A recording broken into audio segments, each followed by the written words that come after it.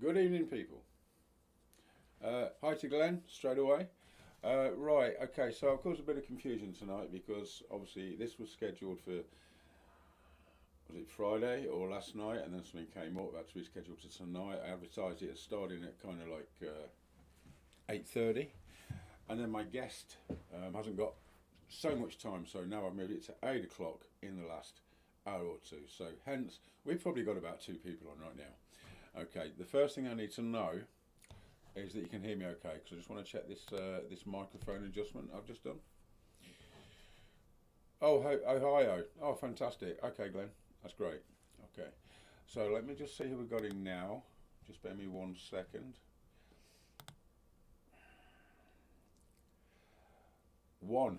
Oh my goodness me. Oh dearie me. Looks like it's me and you, Glenn, for now. Okay, so we won't really start it for a few minutes. We'll give a chance for anybody else to join on. But low. Okay, Glenn, hold on a second. Thanks for that. Appreciate it. Let me just try this. Right, is that okay? Is that better, or is it distorted?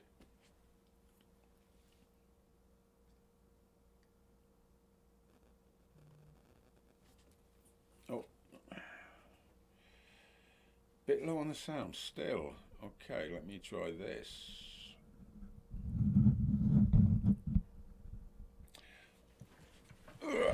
Okay, Glenn, try that one.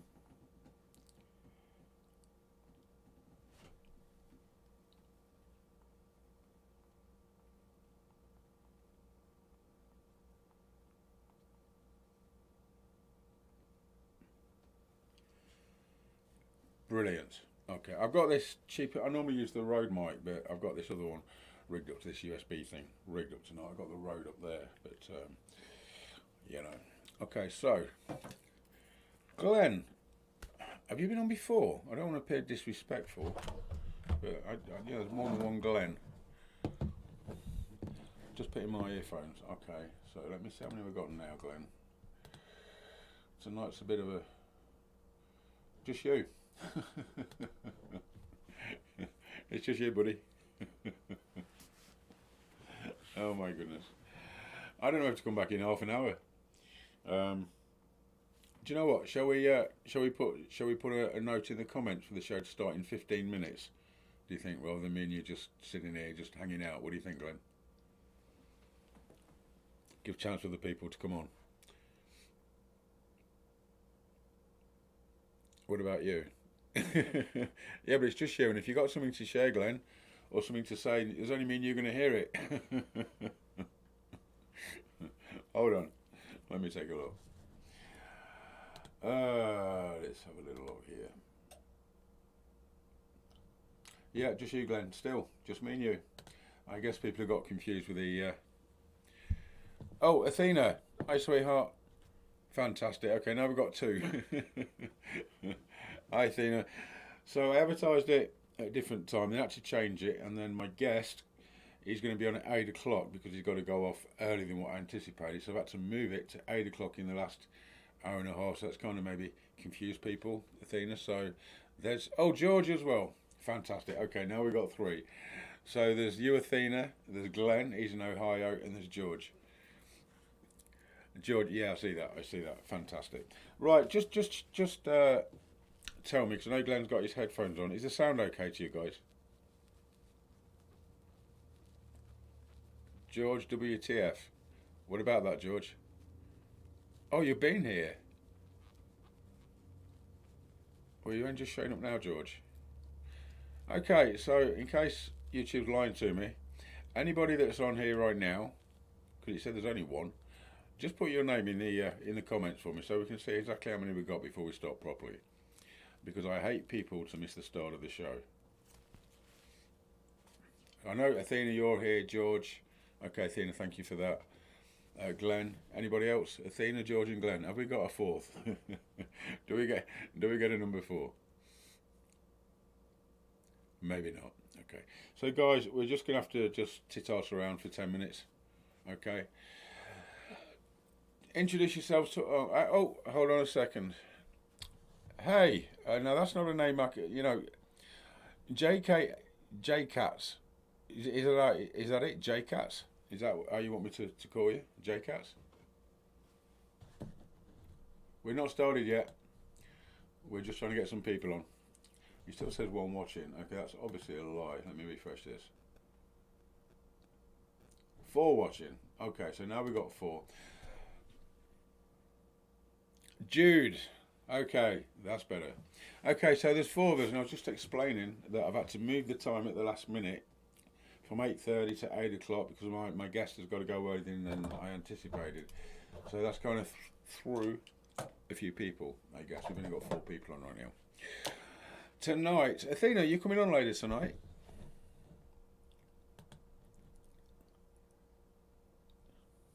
Jude, where are you from? Georgia. Okay, have you been on before, Jude? I think you have, haven't you? I get so many people with strange display names. Oh no, hold on. Hi, George. Okay. Australia, fantastic. Absolutely fantastic.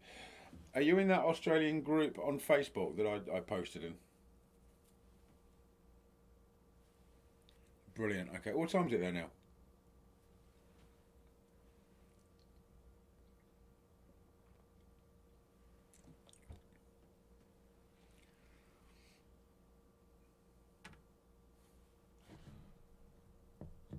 Let's see what we've got here.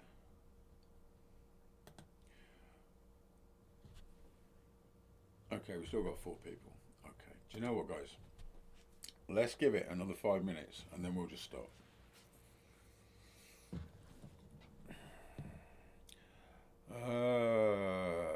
So, George, how are you?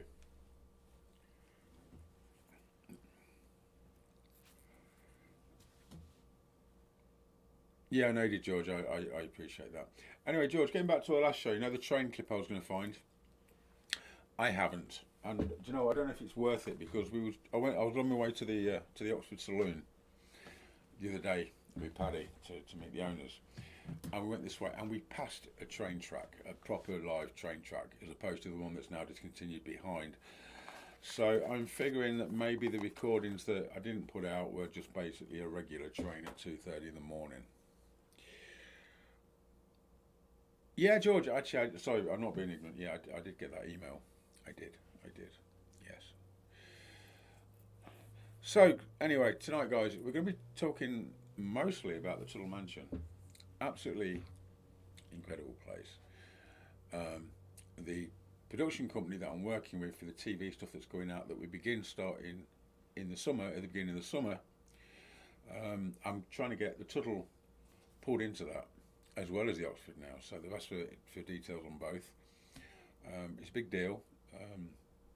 I think it's August. They're going to come over to Seattle, and I've got a full day's filming with them. And they're also filming with everybody in the UK that I work with on other cases. So this is going to be an amazing TV show. Absolutely incredible. I can't wait. And you know what? In relation to exposure, you couldn't pay for exposure like this. This is a major, big TV show, well-known TV show. I can't actually go into details right now because it's all secret squirrel. Until a few weeks before it's due to go out, they told me. So, you know, I have to respect that. But really looking forward to it. And this year is shaping up. Apart from Patty, obviously. Patty has been in bed. Wow. The COVID thing. Again, we're not starting the show really, guys. So we're just talking among friends. The COVID thing. Yeah, Patty's been testing negative now for 3, 4, 5 days. She's been to work a couple of days, but you know, she's so exhausted all the time. She's got this COVID headache all the time. Fatigue, wow. She's been in bed all day. Even to now, she's not got out of bed yet, and this is a daily thing. At the moment, she spends more time in bed than she does out of bed. Basically, she's in bed most of the time, feeling really ill, and she's sweating and everything. She said yesterday, maybe I should have another COVID test. But it's really hit her hard. I know we put a little clip out on Facebook for our anniversary on the 19th of the month when we went to the Oxford Saloon, and she looked fine. Yeah, she was fine for about an hour. That's literally what she's like, and then she just totally crashes, and he sweats, and he's tired, and he's fatigued. So still worried about her. I'm hoping it's not going to be a too longer term thing because it's been absolutely devastating for her. Absolutely devastating. Okay, we're going to start in a couple of minutes because, to be fair to you guys, yeah, she's feeling bad. I don't want her to be a long hauler, George. It's killing her. Her breathing's bad. She's coughing all the time. You think she's still got COVID? It's really has kind of hit her hard, you know. Well, let's just have a little peep in here. Hopefully, we'll have more than 4 now. 6. Okay, 6. 5 more minutes, guys. That will make it 8:15, and then we'll start. If anyone that's just joined, okay, it's kind of cocked up a little. That's changed the time because for my guest. So instead of it was 8:30, then I had to move it to 8 at the last minute. So we're just kind of babbling through right now for another 5 minutes before we start actually getting to what we need to get into tonight. So forgive me for that. What I'm also going to say, like I've just said, Paddy's been in bed all day again because this COVID shit. So at any point, if I have to pause or stop the show, you're just going to have to give me that one. Okay, because at the end of the day, my wife has to be a priority. Okay, I'm sure you'll all kind of understand that. Not saying it's going to happen, but it might do. Right. It takes a long time to recover. Athena, you have to take care, yeah. Yeah, Jude, that's what I told her. You know, vitamin C, vitamin D, everything, get it down there, you know. I got COVID as well. I tested positive the day after, but I was absolutely fine. Didn't even know I'd got it at all, in the slightest. Well, I got up the first morning and I had a headache for like 5 hours, which I knew I tested positive the day before. I thought, okay, Don, fasten your seatbelts. You're in for a ride. But I did actually say to Paddy, this son of a bitch is going to get in the ring with me. He's going to get a fight because I'm not going to have this bring me down. I'm not going to have this stopping me doing my work and shit. Fortunately, after I took them Excedrin, that headache went after 5 hours. Nothing. Absolutely nothing. No coughing, no nothing. So, yeah, I dodged a pretty big bullet there, you know. So, oh, did it, Athena? That bad? Really? Wow. Okay. Athena is an avid follower, lovely lady, and I think I might be able to tempt her on the show a little bit later for any questions that she might have or any experiences or stories that she wants to share. Is that fair, Athena? Are we actually going to get you on tonight? I know I bodied you into it last week, didn't I? But it didn't work too well because Skype. I think Skype's sorted out now. In fact, guys, let me just put this on because. Okay, if you want to try directly through Skype, that number there is an additional number which I purchased through Skype. But Skype name, live Don Phillips, Don-Phillips. If you want to add me on Skype and then try and call, absolutely fantastic. Okay, we can talk about anything. You had some help, Don. Yeah, I think so. Yeah, but Becky said it wasn't your choice. And do you know what? That is what was amazing about this. I'm just going to go back to what we said on the last show. I was sitting on the couch.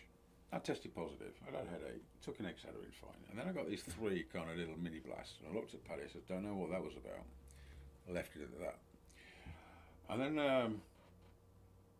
I said to Becky, oh, just before I said, Becky, you know what? We've got to get through this. I've got to get past this shit because I can't let this slow me down.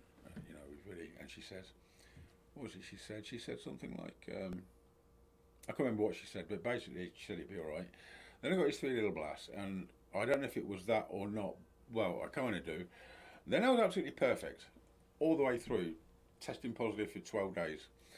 And then I put, in fact, I should play that on the show at some point. I said to Becky about it. I said, wow, dodged a bullet there, Becky, with the COVID thing. And she went, I sorted it. I think I mentioned this on the previous show, didn't I? Absolutely fantastic. You know what, these guys, the things that they are capable of, being of the right hierarchy, let's call it, and capabilities is absolutely incredible. Absolutely fascinating. Absolutely fascinating. I'll try to make the technology work, Athena. Yeah, you do that. You know what? It's not that difficult. Webcam, audio, visual, bang. I've sent you the link. That should bring you straight into the green room. Oh, I have my guest. Hello, my guest. Hi, Tim. I know you can hear me. They can't see, but I can. Okay, so I've confused people a little bit by moving it to 8 o'clock. Okay, so I guess we should start the show because Tim is already in that room. Okay, let's just see if we've got some more on now. Good to see you, Tim. Let me just check this out. Oh, that's looking better now. Okay, we've got a few more people. Okay, so tonight primarily we're going to be talking about the Tuttle Mansion, and we'll be bringing in Tim very, very shortly for his take on things, where he's from, what he's about, his experience, what he's encountered at Tuttle Mansion. I mean, I worked with Tim quite a lot now at the Brookdale Lodge and the Tuttle Mansion. Absolutely amazing guy, and I've got to say that because he can hear me. No, genuinely, Tim is a great guy. Right, so let's get a start on here. Now, some of you have already seen this, but we're gonna jump into the opener. A couple of clips about the Tuttle. We're going to bring Tim in, and we're going to go from there. There's one particular clip on here where after we was kind of just doing this open day thing, and this funny voice appeared on the camera after Tim spoke. I don't know if Tim's seen this, but it's pretty incredible. Right, let's do this. Good evening and welcome to the Supernatural Files. Hey, you got to start somewhere, Tim. Yeah, I know. Okay, let's jump into this. We're surrounded by a world of many mysteries. One of those mysteries is the afterlife. After many years working in the UK, I'm now travelling in America to help others unlock mysteries, investigate hauntings, and prove another place of existence is very real. And sometimes events of the past can survive into our future. I am Don Phillips, and you are watching American Supernatural Uncovered.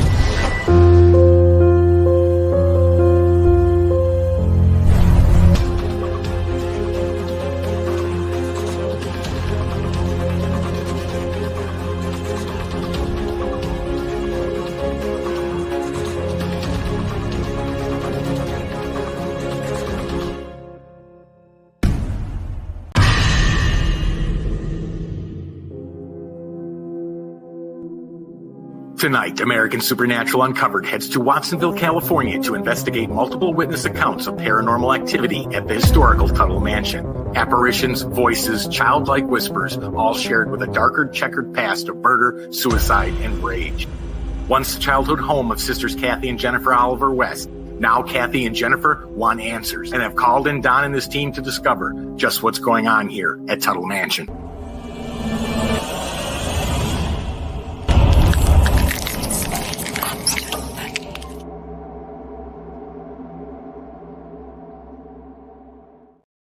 What was going on here at Tuttle Mansion? And that was quite a lot. Right, at this point, Mr. Timothy Lowe, Sheriff Tim. Hold on, let's try this. Here we are. How's about that, sir? I think that's better now. It works. I can't leave you sitting there all that time, Tim. Yeah. That's all right. I was enjoying the show. Well, watched part of it we got to. So I think I confused people a little bit, having to move the time slightly. So, Tim, nobody knows you. Or at least nobody knows me. Some might. So, Tim, who are you, dude? What are you about, and why are you on the show? You know, there are times I ask myself that too, Don. Okay. Who am I? Who are you? Who's Sheriff Tim? Okay, ex-sheriff. Yeah, we get that, but I'll let you. No. You say ex-sheriff, and I understand that. I am retired I'm a Retired. federal police officer. Yeah, I'm retired. I volunteered with the sheriff's office for a while, and that got me some ins and outs. But Because um, sorry, because ex-sheriff makes it sound like you got the boot. So apologies for that. Retired. Okay, that's all right. That's all right. That was a take it good away, funny. Tim. No, it just kind of brought me to this area. I live in Santa Cruz County and outside Santa Cruz, and I'm up in an area where things are just kind of spooky, and that got me into ghost hunting, and that kind of what brought me to you, Don. And the Tuttle Mansion was introduced to me before I met you. I got a chance to go there quite a bit and do some poking around, but really didn't get to experience stuff until we got together and got to go in there a number of times, in and under. Absolutely fascinating. And obviously, Tim, he's an integral part. You are an integral part of the crew, the team, actually in the Brookdale Lodge. Now, we're not going to talk about that in great detail, but oh my goodness. That was an experience, wasn't it?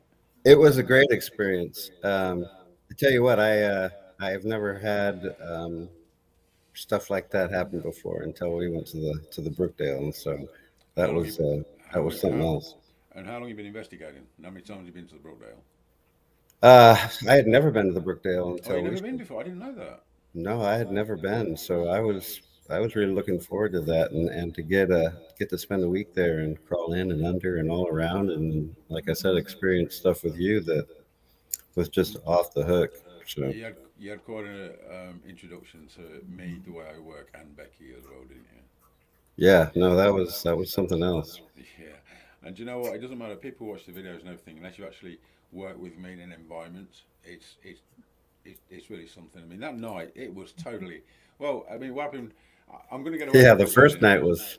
Yeah, the first night, everybody's excited. You know, we get there. Everybody, you know, there's you, Maury, there's Santa Cruz Ghost Hunters. That's who you are, or was. I don't know if you still are a member of. And we got all this thing, and Prev's excited, and you know, Don's going to come here. He's going to uncover mysteries. He's going to do this. He's going to do that. Gunnar had bigged it up. You know, well, it was Yep. pretty big anyway. But and we pulls up in the car park. I guess out the car. You're frozen there, Tim. Oh, you're back. And everyone's like really excited. I went. I just got out of the car, and I just went, oh. Yeah, sorry guys, nothing's going to happen tonight. And everyone went sudden silence. Everyone's like, We were not happy. what's we he were all talking about? And we then were all Gunnar come excited, up. getting ready to go, and And then Gunnar come up. He went, "Don't- seriously, what do you mean? I said, Gunnar, it's flat. Nothing's going to happen tonight. And to be totally respectful, none of you guys believe that. A guy gets out of his car, tells you nothing's going to happen tonight because the energy's not, you know. And this is the Brookdale Lodge, you know. and That what was did we my do? That was my first major substantiation to you in my abilities because what did we do? We hung around till 3:30 in the morning, We tried, and nothing happened. freezing our ass off, and nothing happened. Next night we get there, I get out in the car park. Literally got out the car, wasn't it? I went, guys, tonight it's going to be full on. Oh my goodness, and it was from when we started to when it was amazing. In fact, that was the whole documentary, everything. Yeah, It was, you know, the experiment that we did with the balloon, the voices, I mean, and the clarity. Oh my goodness me. yeah. I've never heard recordings like that before. But to me, that was my way of validating to you and Maury that it's the real thing. Yeah, Because that's a big claim. Nothing's going to happen tonight, and then the next night it's going to be full on. That's exactly what happened. Also, we've got some more work to do back there. yes, we do. We've talked about that too. Cold cases. Yep. Okay, we won't go into great detail, but there was a certain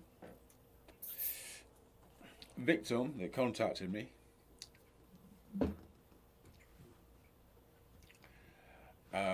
Which was quite something for you guys to see for the first time. Which was the short version is there's another three. She was basically saying there's another three. Went back to the cabin. Come and find us.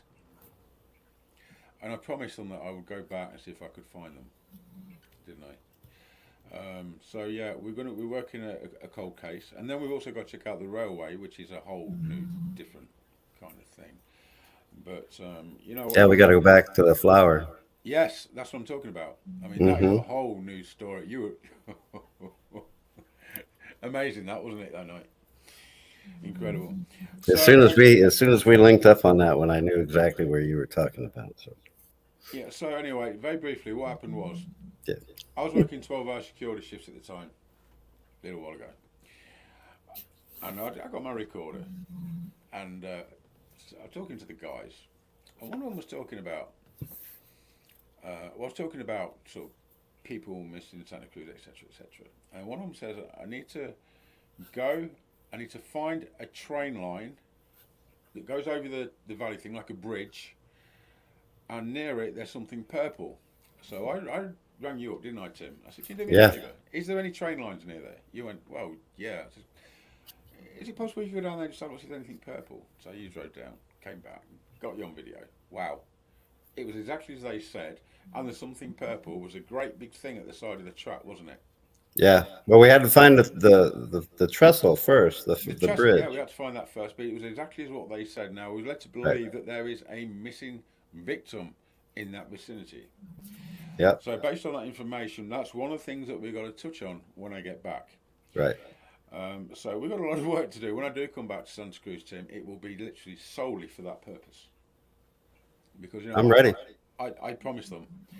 And you've now worked with me, you are aware of the capabilities and the preciseness of the communications. So I'm pretty confident we will be able to find at least one victim, solve one cold case. I think so too. And you know what? That is all we need, Tim. You get that one. That's indisputable. Nobody can argue that. Okay, you know what? Your colleagues might want to pull me and say, "Hey Don, how did you know about this?" And I'm say, "You know what? It's a long story. Don't arrest me. I wasn't even in Santa. I was in the UK at the time. You need to speak to Tim if you like." Anyway, we've got a lot of work to Tim. Right, so let's get on. Let me just hit the comments, and then we're going to get on to the Tuttle Mansion. Bum, ba, bum. Audio is good. Okay, George. Oh, bit low. That's no good. Let me try and turn it up a little bit. Yeah, it's a little low. It's a little hard to hear you. I'm not using the road tonight. I'm using this, Hmm. which is not exactly a road. And I can't sit here holding it like this all night. You might just, you know. Let me try this. It actually sounded better with it up close. Yeah, it will do. Is that any better now? Is that any better now? Still a No. little low. Why is it low? Let me just see if you know what. I have a cunning plan. Let's take this When you were jar. playing the video, it was loud. Okay, let's take this jar and put that on top of there, which brings it slightly closer to me, and put it about there. Move up a little bit. How's that? Is that any better? That is better. Is that better? Mm-hmm. Fantastic. Okay, so the only thing I'll do now is make sure I don't knock it off with my mouse. All right, hold on. Let me move my mouse around here. Okay, so this is awkward. Hold on. Don't you just love live shows, Tim? I do. You can't beat them. Okay, there we go. Right, comments. Okay, we've done all that. Okay, and okay, done that. Oh, hang on a second. There you go. That's Jude. Dun, ba, da, ba. Okay. Fantastic. So did I. Expectations. Okay. George, was you there when the gunshot was heard? No, Tim didn't actually get to the Oxford Saloon. No, I recorded a gunshot on the stairs, Tim. I remember you were talking about that. Oh, hang on. Here's a good one from George. You can comment on this, Tim. Hmm. Oh, you're gonna have to get me glasses. You got my glasses Let me on? read it to you. Tim, how hard is it to get other law enforcement to believe in Don's ability? That's a pretty damn good question. That is a good question. They're pretty open to anything when it comes to missing persons and such. And anytime that you can have proof, and Don's got plenty of proof of his ability out there. So if I'm there to go ahead and just say, and I know a lot of the people that do the investigating just say, listen, you got to give this guy a chance. This is what he's done. I believe in him. This is the research that I've done with him. So they're not too bad in this area. And I think more and more, I think you see it on TV too, where more and more agencies are using people with some abilities to kind of help them out because um, in the world of cold cases, you want to have that closure. So Yeah, any and you help know and what? everything is And good. and and it's called a cold case for a reason. Obviously, law enforcement detectives they've exhausted every avenue right now. You know that's why it's still a cold case. Right. Obviously, you Yeah. know. I guess from my perspective, if you're going to get law enforcement, and also you, Tim, I mean, it's your credibility at the end of the day. You know, with your colleagues and everything. So Oh yeah. I mean I that has a guess lot to do with it too. I guess there's two things. Either you go out and you literally find a victim, or the remains, or evidence of, or you provide law enforcement with some information which they already know that they've never put out publicly. That's going to spark their interest. Okay, let's take a closer look at this. Right. So anyway, that's why we're going back to Santa Cruz, George, and that's what we're going to do. George again. Maybe California is different than Ohio law enforcement. Could be very much Maybe it so. is. Maybe it is. Maybe it is. But you know what? There's a lot of people out there all the time. I'm a psychic. I'm a medium. I've got these abilities, and they're all claims at the end of the day. And I They're guess all cracks. Yeah. if you look at the percentage of people who have actually, I mean, forget the TV stuff. We know how that works.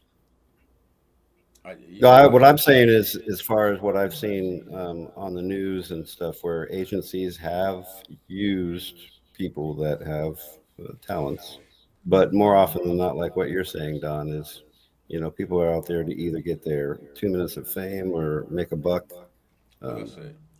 As soon as they get it out there, hey, I'm a psychic. I'm helping law enforcement. Whether I do anything or not, it's out there. I'm in the news. I'm trending. We're not right, interested in that shit. We're interested in right. results, Tim. There's another agenda there. There's another agenda. Our Yeah, only agenda is helping them spirits that said, "Come and find us." yeah, And right, there's another three related to the one which we know about, related to the right, guy that we know is already incarcerated. right. And interestingly enough, which made me smile, we were not going to mention any names on the show, but there's two things I want to do. First of all, I'm hoping that I can get a visitor's pass to go and see this guy to talk to him. That's a big one. I won't be able to It, film it it. can be done. It can be done. Okay, so that's the first thing. Because the reason for that being is he's complaining. He's being tormented and haunted by one of his victims. Is that not correct? It is correct. Fantastic. And he's really serious about it, isn't he? He's not happy. Sucks to be him. So do you know what? I think if he was to maybe give a little information about the whereabouts of the other victims which are not known that are connected to him, maybe it should be suggested to him that maybe that problem he's got may stop. Yeah, He it's might going to he add. might believe that. Yeah, exactly. Whether it does or not, I don't care. But Right. it's going to add probably 3 life sentences onto what he's already got. But he's not coming out anyway, so it's not going to make any difference to him whatsoever. So, anyway, guys, watch this space. That's another story for another day, but it's a big one. It is. There's a lot Yeah, more to what we do than talking to just and investigating. George, Ohio would not believe. I think having another officer vouch for you is important. Kevin, good morning. Good morning, Kevin. Let me just have a little thing here because then I want to jump into a clip, Tim. And let me see. And also, Tim, you're going to have to give me a reminder of the time because I know that you've got to go out. No worries. No worries. We're okay We're all at the good. moment. Okay. So, the Tuttle Mansion. The Tuttle Mansion. Wow. How far and how deep did we go in investigating the Tuttle Mansion? From the tippy top to the underside to the under a lot. Yeah, quite a lot. Okay. So, what I'm going to do now is I've got a clip here from when we did the live stream. We've got the Tuttle Mansion and we've obviously got Carriage House Collectibles, which is within the same documentary, but it's a kind of separate thing. It is. So let me just drop into this old clip, and then we can move from there to the Tuttle Mansion. So we did a live stream a couple of years ago. Kelly and Dawn at the Carriage House Collectibles took it over. Didn't believe in ghosts. Thought the Kathy and Jen were crazy when they asked if they believed in ghosts, and they began to encounter things pretty quick. This clip lasts for about 4 minutes, and we can move on later from there. Let's just have a quick stroll down. Okay, so this is that clip coming up right now. We are live. Good evening, ladies and gentlemen. This is Don Fitz, Paddy Hill, and this is the Supernatural Files. First of all, I want to wish everybody a Happy New Year. We've got a few people on there tonight. We are tonight at the Tuttle Mansion. Interesting place. Mansion established around about 1899. It's said to be extremely haunted. We have obviously done a film in here for the documentary, which will be out soon. Paddy? Yes. We did a pretty amazing investigation here. Oh, yeah, it was incredible. So tonight we will be talking to Tim, we will be talking to Kathy, we will be speaking to Jen, we will be talking to Kelly, and we'll be talking to Dawn of the Carriage House Collectibles. Also, one particularly young gentleman. Young? Is he young? Is he that young? Well, younger than us. He looks pretty good, doesn't he? Yeah, okay, he we'll does, call him yeah. young gentleman. Okay. Yes. He was actually, I was made aware of an experience that he had when we was actually filming the documentary. We did a reenactment of that, but I caught up with him. His name's Chris. I caught up with him a couple of days ago, and he explained he had another experience here. So we'll be talking to Chris later as well. He can explain exactly what's been going on. Good job right now. Yeah. Okay. So Carriage House Collectibles. Yes. Just for the people watching, our viewers, little bit of history. When did you take it over? Had you heard anything about it being haunted? When was your first experience? Did you feel it was a little bit creepy, or did you wonder if it was your imagination? No, when we first came to sign the paperwork to rent the building, one thing Kathy said to us or asked us was, "Do you believe in ghosts?" Okay. And I went, "Yeah." Kelly was more, I don't know. Yeah, that sounds like you. Yeah. That sounds pretty much like, yeah. That's like, where do I sign? Yeah. Okay. So we didn't really think anything of it until we were in the store and we were unloading boxes one day, and we had a 35-pound dog gate that was leaning right next to the front door, which was wide open. Hold on, 35 pounds. It's about 35 pounds. Okay, that's quite It's heavy. quite heavy. Like iron. Yeah. And so we were unloading a box, and all of a sudden we hear a crash, and we're going, "Oh my God, what was that?" The dog gate was inside, at least 10 feet inside the door. 10 feet. Right Yes. in front of us. Right in front of us. And so we jumped up, we ran outside, we looked at, because we thought somebody had to have thrown it in, Yeah. and there was nobody around. And hurricane forces were the only things that could probably move that gate. And you would be aware through the hurricane force. Oh, yeah. Yeah. Oh, it was a bright, clear. sunny day, no Beautiful wind. day. No wind. No wind. So that was our first experience. But did you automatically think, oh, the place is haunted, or what's that? Or did Still you just didn't think, get it. No. Still didn't quite get it. No, didn't get it. Until a week later, the cable people came on a Right. Sunday to hook up our cable. And they said, "Where is your utility room?" I was like, I don't know. And we've just been here 2 weeks. He goes, "Well, it's probably these rooms." Well, they were locked. Well, do you have a key? Well, no. And the office is closed. And they go, "Well, it's locked." And they kept trying the locks. And I go, "Oh, I'll pop the window open. I Okay. get in through the window." No. So I go, did you guys really check? And oh no, it was locked. And I get to the second door. I barely touch the door, and it opens up On its own. on its own. This is an internal door. It's It's an outside it's like shed. Oh, it's an Yeah. outside shed, but could that not have just, no, No, no. because they had tried the door, she had tried the door, and it was locked. it was locked. It was locked. And it just opened. And then when she went to reach for it again, it opened on its own. So we lost one of the cable guys. He got in the truck and said, He was out of there. He was out of there. He Yeah. goes, "No, I'm I'm not out of coming here." back out." Just one of the many stories from the Tuttle Mansion and Coach House Collectibles, which I guess is about, to the rear of Tuttle Mansion, what would you say, 15 metres, 20 metres? Probably. Somewhere around there. Yeah. But Tim, Coach House, I love the carriage house. absolutely incredible place, isn't it? Okay. That's the first place where I actually felt something happen to me physically. What was that? Well, it's something subtle as just tightening the chest. It was the one time that we walked down that hallway, and I had not felt anything like that before. I had great expectations because there was talk of children. I mean, the place is full of like children's toys from all different eras and Right. people's It was belongings. And like I said in the documentary, you know, this is not just old stuff and people's belongings. This is literally people's lives. Yeah. You know, when we investigated that as part of the document, it wasn't that active though, was it? To be fair. No, it wasn't. I don't, you know, so I was kind of because I had great expectations, but you know, we have to bear in mind that places, it depends. You got to be in the right place at the right time. You know, one night it can be super active, another night it can be flat, just like at the Brookdale Lodge. Right.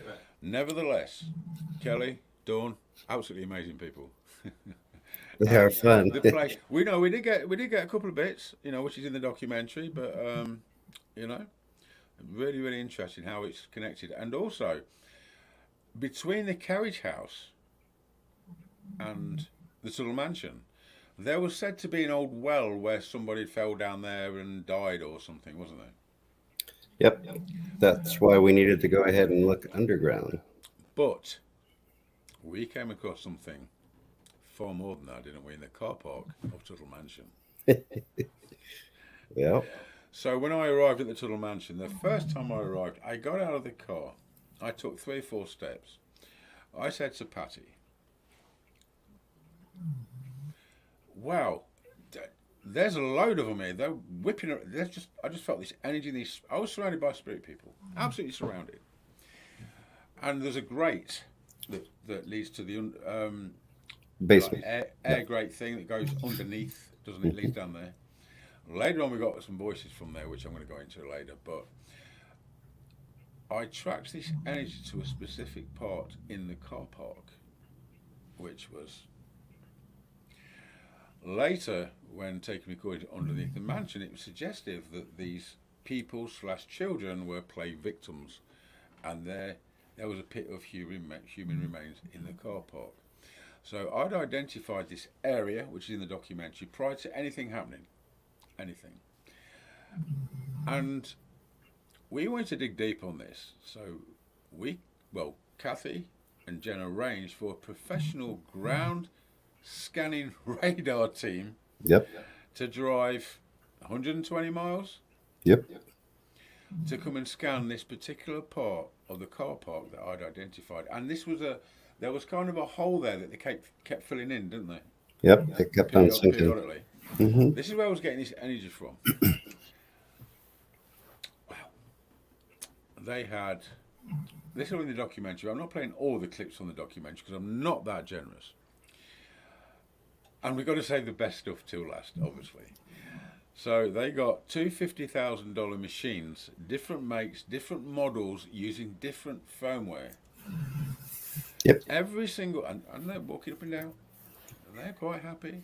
Never gone wrong before, never no problems. This is state-of-the-art equipment. They got to this particular area that I'd identified. What happened, Tim? For Both machines. dead. Different makes, different models, different software, still around 50, 60 grand, $60,000 a time. Stopped. Stop. Dead The guys battery. were like scratching their heads, didn't know what the hell was going on, did they? They started calling people. They rang the manufacturers. He says maybe it's the overhead. Yeah, the Power line, lines are messing with and everything it. else. But the point being is this: I don't know if you noticed. He said, "Oh, overhead power line." Okay, so they recalibrated the equipment, didn't they? Do you remember? Yes, it did. They went over the same spot. We're good now. It's the overhead power lines. FUCK.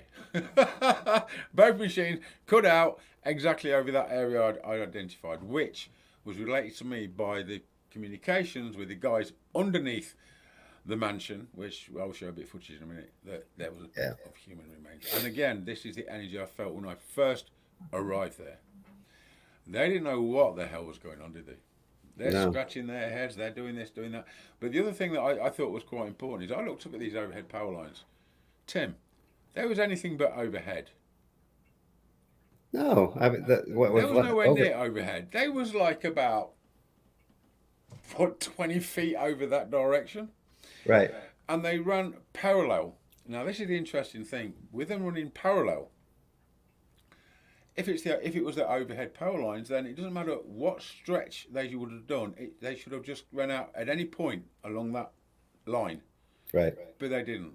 They only broke down over that one area.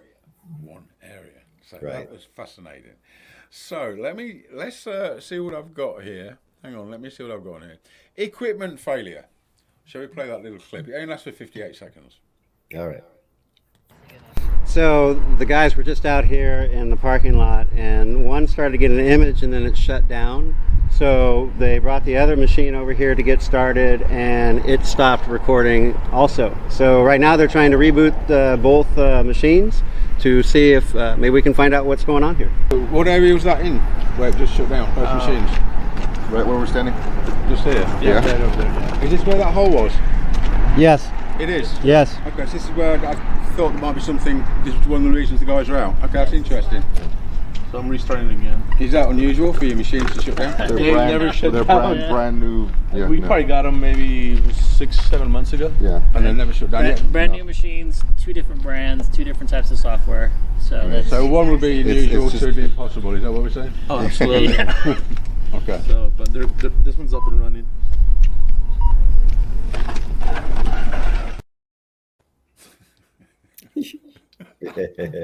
We loved it, didn't we? And he said, this one's up and running. He just got it started again. And you know what? He went over that area. It wasn't up and running for very long. From my perspective, as a validation, that specific area, I mean, come on, Tim, you can't make that up. No, you can't make that up. There's And that something was, going on there. There was something going and on. that was, I mean, that was, I like it this way. We didn't bring them in. We didn't plan this out. They were brought in by a third party. I mean, they didn't know what was going on. They wasn't primed or anything. It's just, Nothing. guys, It can you was- come and just run this over this car park? I was, I mean, and me as just a kind of a geek as far as metal detectors and stuff like that. I was so looking forward to these guys coming because I wanted to see this stuff work. I wanted I to, know. you know, see it happening and to see it just go over and over again. I But was to like, see them there, come like, on, people, I want to see this work. yeah, but to see them like going, Yeah, they was just perplexed. 2 machines, it never happened before. never happened. And when they're on the phone there, where he was there calling the manufacturer at that time. Oh, I like, know. That was what was funny. Hey guys, what's going on? You know, oh, we recalibrate for the power lines, and it still didn't make any difference. Absolutely fantastic. Yeah. Absolutely fantastic. Okay, so that's that. I'm not playing a lot from that, but then obviously the same team. What was their name? Can you remember? We should plug them. Oh, it's in the documentary. It's in the document. I Fantastic wish I guys. remembered How the name. fantastic them guys. Yeah. And did they suffer when they went under the mansion or what? I did warn them there was lots of cables and it was very dusty and they can't breathe.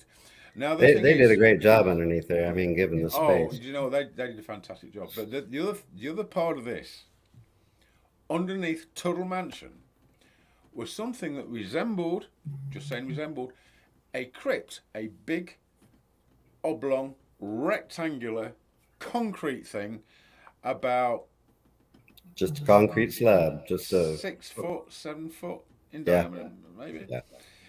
Shouldn't have been there. Didn't make any No. sense. Tuttle Mansion's been there a long time. Why would that be there? And prior to that, we went down. Well, I went down with Jen. I think did you come down as well with the metal detector? And we was like, I wasn't there for that one. okay. Well, in the documentary, one of the guys, street people, went over there.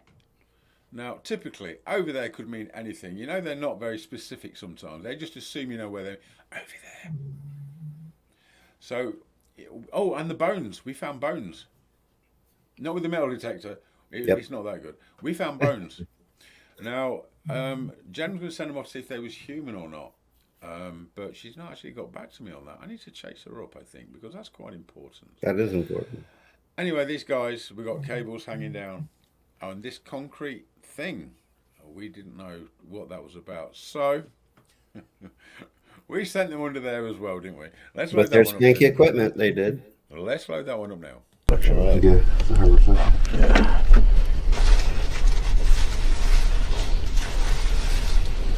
There's nothing.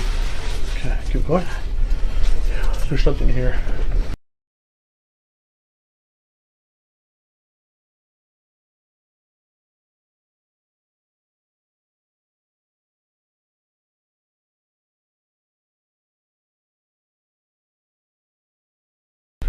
That's too small. I'm doing this. It's like a metallic reflection. But 6 feet deep, so. 6 foot deep. Well, let's try it again. Go.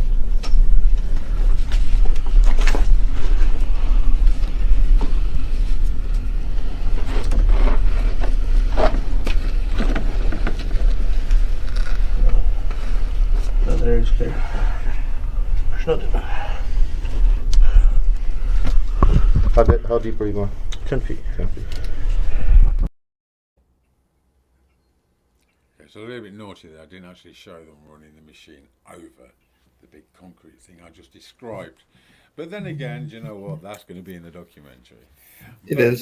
Nevertheless, them guys suffered. They were sweating. They were covered in crap. There was, I mean, the wires and how thick was the dust in there, Tim? It was like this. Wasn't Well, it? that dust is powdery. That's why we had to wear those masks. Because, I Every mean, time as you soon moved, as you it was hit like- it, it just went.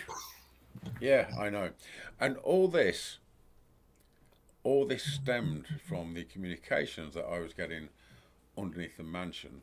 Again, there's not that much shown because this is, after all, a documentary. But this is a clip whereby me, Jen, Paddy, and Kathy was actually outside in the yard, and we heard this voice coming from underneath the mansion. So it was pretty incredible. This is just a little slight clip of that. I don't even know how long this lasts. It doesn't last very long. Oh, 46 seconds. So, and it's this that resulted in the ground scanning in the car park and everything else. So this is just a little clip here where we heard this voice, and I did what Don does.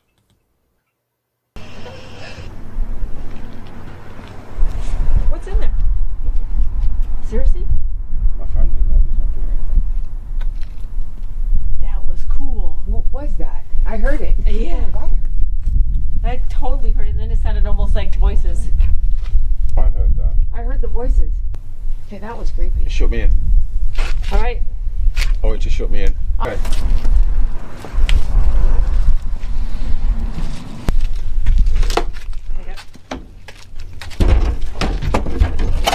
You okay in there?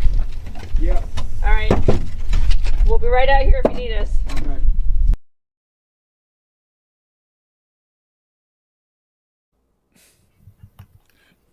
See, that's what happens. I don't go out and have a cigarette, and you guys have fun. We heard a voice. I said it shut me in there. But you Yeah. know, under there, I mean, one of the most profound recordings was, "Come and play with us." I don't know if you're aware of that. Yep, I remember that. And one of them kept saying, "Kathy, Kathy, Kathy," inside the mansion, underneath the mansion. And there's an absolutely outstanding reply that I took. And they said, one of them said, "I love her." Wow. And Kathy was blown away from that. I was blown away with that and everything. But you know what I was thinking was, Kathy's office is directly above that area. So what I was thinking, and this is in the documentary as well, we did a sit down and chat and everything. We're talking primarily children. This was very children orientated, wasn't it? You know, the replies and everything. I think that they was actually seeing Kathy as some kind of mother figure. If it was the children. If it was. But all we kept hearing was Kathy, Kathy, Kathy, all the time, and then I love her. Never ever got to the bottom of that. But now I'm sure we will at some point. Okay, so in the Does that mean we're going back, Don? Say it again. Does that mean we're going back? Of course, do you know what? I've got to go and see these wonderful people this year, and you, sir. You know, I took a lot away from my visit to Santa Cruz in California. I didn't expect to make some of my closest friends, and that's what happened to him. You know what? I'm not being funny, but you are genuinely an absolutely fantastic, sincere guy. I'm proud to have you as my friend, and Kathy and Jen. Well, the feeling's quite mutual. What amazing people! Seriously, what amazing people! Well, I mean, we all hit it off. I mean, we all get along we did, and together. Kelly We Dawn, all again. we all are there for the same reason, and man, we had a good time. We had a crazy time, crazy time. Okay, so at the Tuttle Mansion as well, Chris. Now, Chris had quite an experience there, didn't he? The lady he saw walking down the stairs, it had a profound effect on him. Now, I could be quite nice or super nice and play a clip from the documentary or a clip from the YouTube live. Okay, let's go with this one first. So, Chris is a janitor, kind of maintenance guy at the Tuttle Mansion. He had an experience, it totally rocked his world, didn't it? Absolutely, totally rocked his world. I'm going to play the clip. I'm going to play the clip. I'm going to play the clip from. Play the clip. Shall I play the clip from the documentary or the Tuttle Live? Go on, Tim. It's all on you. Play the clip. Play the clip. Okay, we're going to play the clip. Then, after that, we're going to go back to comments. Okay, All right. Here we go.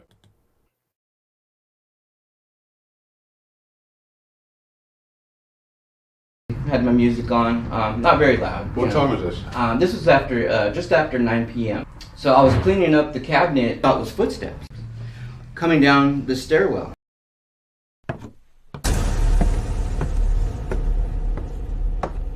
As I turned to my left, I see the reflection, a pair of feet that were being cast off the stairs. You saw a reflection of a pair of feet. Pair of feet actually stepped down. Oh, you actually saw them stepping down? I actually saw them step down, and when I saw it, I reached for my stereo, and they stopped. And I stopped. And I was terrified. I was immediately terrified. I didn't want to turn around. I didn't want to look because I had heard the stories of Mr. Tuttle or anybody. That's how that's the story that we were told, Mr. Tuttle and the murders. And all of a sudden, everything that was an urban legend was coming to life right before my eyes. Wow. And I was afraid. I just didn't know what to do. I froze. So the only thing I can do was I just reached for my stereo and just turned it full blast.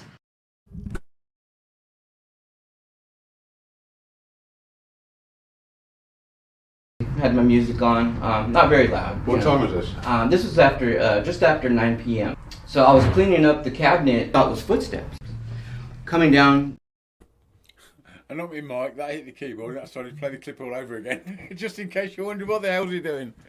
Yeah, I like a glass of wine on a weekend, but you know that was totally not me. So yeah, that was really interesting, wasn't it? You've never seen that clip before, have you? I hadn't seen the finish, no. So it looks pretty good, doesn't it? That's a part of the final thing that we was filming, which you were actually there for. This guy, Chris, absolutely, again, you know what I say often, fantastic guy. When I say that, it's not just a phrase. When I say fantastic guy, people understand these are incredible people. Incredible people. Sincere, honest people. Yeah. That was quite an experience for him, wasn't it? You know, that's 100% believable. I mean, I had another interview with him, which is not on camera, and you know, this guy was still to this day. I won't say traumatized, but you know what? No, I would say it still made him jittery. I mean, I would say there's still some trauma there, maybe a little PTSD. The way he described it, he looked in the door and he saw the reflection. We actually tested that, didn't we? Yep. I got Paddy to walk down and be the ghost. And what he was describing is exactly what you could actually see. Yep. Absolutely amazing. Absolutely amazing. Let's just go to comments. Right, let me start at the bottom and work up. It's easier. Hang on. 1, 2, 3, 4, 5, 6. Tony. Oh, Tony Rathman's on. Very dear friend. Hey, Tony. Tony, fantastic guy. Absolutely incredible. In fact, we've got some footage to play of Tony's and his communications. I don't know if I can get it on the end of this. I will try. If not, we're going to put it on the next one. Oh my goodness me. Hold on a second. We've got lots of comments here. Hold on. Tony Rathman. Oh, this is a good story. George. Plague from the Spanish flu, quite possibly. Top of the line equipment on both don't.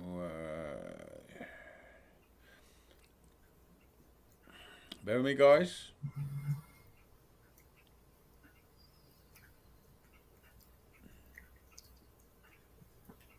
Speed read. Yeah, I've done. You know what? You have no idea. I'm on my own. I'm trying to do. I know. You're trying to do it all. But people know I'm under pressure. They say, "Poor Don." You know, I had a really bad headache as well. But before I came on, I took a couple of Excedrin. That dealt with that, and the wine I think might help as well. I think the wine will help. Cliffhanger. Jude, yes. George, no basement at Tuttle Mansion. No. I said basement. That was my fault. It's a crawl space. It's a crawl space. Literally dirt, ground level, underneath, foundations. You could stand on your knees. If you're lucky, you can stand. If you're lucky, and you're talking how many years of phone cables and stuff underneath there. Okay, right. What else have we got here? I've done that. Equipment failure. We've done that. Right. Okay. So we had a kind of a open evening thing because the head office for Rave Media Productions was Tuttle Mansion, and we had some people coming around, and also want to share their stories and everything. And so we did a little bit of filming there. Now this is quite incredible. A mother and her young son, Maurice Tuttle, been seen, apparitions, voices, well-known figure at the Tuttle Mansion. Okay, I'm not even going to get into the murder of Owen on this one because that's a whole new story. Okay, so young boy was sharing his experiences, and then we went to an interview with him and his mother. Again, absolutely fascinating, and it correlates perfectly to everything else that everybody else has reported, and ties in with the myths. Let's call it myths, legends, and everything else. So this is that clip now. This was when we had a few people coming around, Tim. Yep. Okay, let's go for that one now. I just remember being down the hall. Oh, you're just down the hall? Yeah, and then and near the window? Yeah. And what happened when you were near the window? There was this guy there. You saw a guy? Yeah. What, the guy was near the window, or you was in the window and you saw him? He was like near the window. Okay, what did the guy look like? Do you remember? He was an old guy. Okay. So, and what else? So I was sitting at a couch and I saw this man talking, like where the chair is. He'd be sitting up there staring. He was talking to Kaden, and so it triggered me to go, I need to go talk to my son because he's bothering one of the tenants and trying to figure out, looking out the window with him, and I was looking out and he was telling us about the apple orchards and carriages. Okay. And, I didn't think anything of it, so I started looking at his clothes. Mm-hmm. And so his clothes looked aged, and I started getting a little, okay, this is different. It was vacant. So, okay, like I said, identified that spot bang on. Obviously the man. Do you know anything about the man before this report? No, before she told Jennifer about it on the internet, like 2017, we knew that somebody was walking around, but we had no. There we go. Now that is a young boy claims to have seen. He didn't know what he saw. He didn't know the story. He didn't know the history, and yet he saw this guy. What do you think, Tim? Again, another incredible story. When you look at people, and especially young kids too, the way that he was explaining and everything, you could tell he was nervous, but he wanted to go ahead and he wanted to say what he had to say. And it's believable when they're like that. Okay, so let's now cut to the little segment where they're actually telling the full story, because I think this is actually incredible, to be honest with you. And again, it ties in with everything. Now, these people had no knowledge of the history, Maurice Tuttle, the window, or anything else. Okay? Let's go for it. About 7 years ago, when I was waiting for my daughter for her ballet class to end, my son and I were waiting down here on the second floor. He was playing in the hall, and I heard it stop. And so I looked up from my phone, and I saw that he was speaking to a man. It was really strange because when I started looking closely at his clothing, I noticed that his suit was really outdated and didn't match anything from this era. And so I got startled, and I decided to excuse myself, and I took Caden with me. Before we left, he gave Caden a lollipop. It was a little yellow lollipop. And by the time we were trying to go up the stairs, my son asked me, "Mom, what flavor is this?" And I was just kind of disoriented, and I said, "Okay, let's go ask him."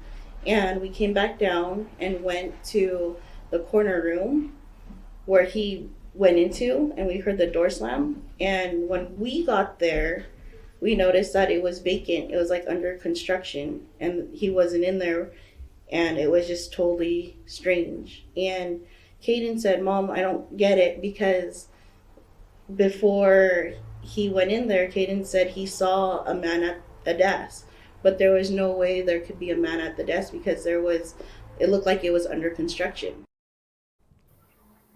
Again, absolutely fascinating. Young boy, no knowledge, no idea of the history of the place. What's your thoughts, Sheriff Tim? With a sheriff mind. I go back to how much people can think, well, I believe it, I believe it, I believe it. But when you experience it, you can tell. And each time that we sat and we talked to these people, and when you say that they're great people and everything, the way that they go ahead and they have the conviction of what they're talking about, it really hits you. That they really did experience this, and I'm quite jealous because I'm still waiting for that apparition. Do you know what, Tim? When I get down there, just stick with me. You might just get that apparition. All right, I keep on saying, Don. I've got an extra pair of glasses for you too in my pocket. So. Every time I was over there, I kept losing my readers. Tim, can I borrow your glasses? That's all he heard for like a week. Yeah, Tim, I've got a good supply now. There we go. See, little plug, home base, $9.99 for 2 pairs. Absolutely fantastic, light and very clear. I'm really, really quite good with them. So there you go. But yeah, again, children. There seems to be this thing where I've gone into on previous conversations about how the eyes work and the spectrum when you're younger and when you get older and how it changes and everything. But there is definitely some definite correlation between younger children seeing spirit people more than older people. Oh yeah, I think we get all convoluted, as we get older. Can't ignore that. Have I seen spirit people? Do you know what people say, Don? Have you ever seen a ghost? Now, and this is a loaded question because I'm very much against audio and visual pareidolia. Okay. For anyone that don't know what that is, basically it's you interpreting things differently to what you're actually seeing them or hearing them. Okay. It's like when you look in the clouds and you see a face, that's visual pareidolia. Audio pareidolia, you hear a sound which resembles speech, but and your brain kind of puts things into something. Yeah, kind of context. There's two occasions. Hang on, 1, 2. And I'm an honest guy, Tim. You know that. And I don't bullshit. I don't embellish. I don't make stories up because there's a lot of people out there on the internet doing that, especially on YouTube. They all do it all the time. That's not what we do, especially here on the Supernatural Files where we keep everything. Oh, Don, I checked you out big time when we first came to the Brookdale. Oh, you did? Oh, when we started going through all the equipment and everything. From Sheriff Tim to Detective Tim now. No, you were coming from the UK and all this stuff. I wanted to make sure you were on the up and up. We were going to have fun at the Brookdale and everything. And man, I checked all your recorders. I mean, I made sure, I wanted to make sure. And like I said, I'd never heard such clarity in my life. So yeah, sorry And about that, again, Ken. Maury, she was like, "Oh my God!" I mean, this she ran Santa Cruz Ghostbusters. Yes. Lots of investigations. It's like, But yeah, no, as far as you don't cheat, you don't do any of that. I mean, cheats. Don't use that nothing. word and Don Phillips in the same sentence. No, Ever. I mean there's Oh my God. nothing. I mean, I'm trying to let people know. I mean, I went over your stuff. Okay. Well, you know what? The one thing that I mean, apart from the Marilyn in the pool area, the one of the recordings that was absolutely incredible. We went at the Brookdale Lodge down the maintenance corridor to a place that had been locked up for years. Yep. We went and found this little room. We found the again, it's in the documentary. Search warrant. Ray Fernandez. Remember? That's the one. Ray Fernandez. And in the documentary, I'm saying, these walls obviously have stories to be told. And I took that recording, and I said, I asked the guy for his name, didn't I? Plain as day. But plainer than day, there was the reply that came back that blew everyone away. I don't think the rest of them are going to like it.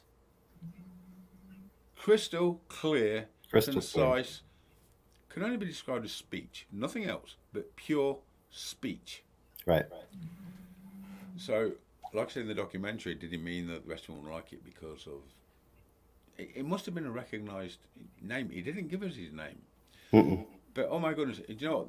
The main argument with skeptics in a positive sense and cynics in a negative sense, as I always say, is you can play this to a lot of people and they'll all come back with something different. Right. Every single person heard exactly what he said at that time heard the same thing without any prompting or any suggestion. Right. I don't think the rest of them are going to like it. Incredible, absolutely fantastic. I could go on about the book now. I'm trying to force myself not to get into the book now because it was such an experience for all of us for that week. Oh my goodness, it was amazing. I mean, the documentary is pretty amazing stuff, isn't it, Tim? Yes. Well, the only reason I brought that back up though is because we and you were there as far as letting us go through your equipment. I mean, you laid out everything. At any time, Tim. Anyone to work with, here's my recorders. Yeah. Do you know what? Here's the recorders. There's no SD cards here if you want to take them apart. I was going to say, these recorders have a little slot there to put an SD card in, which we can slip across, press play, and it doesn't show in the actual main display. That is why I don't even use SD cards in these, because that takes away that straight away. And again, as you know, recorders, formatted, nothing. And when you're there at the time, and like I've said many times before, Tim, there's a distinct difference between taking a recording and showing it on video and coming back later, this is what we've got, and you're playing it on the screen, than playing it back in real time. This was real time, and you was there. And I think that's what blew you away, wasn't it? Yeah, and from that point on, I think that kind of helped me as far as the style too, because I like that real time. I mean, going back and listening to hours and hours of recording, hoping to hear something, is kind of boring.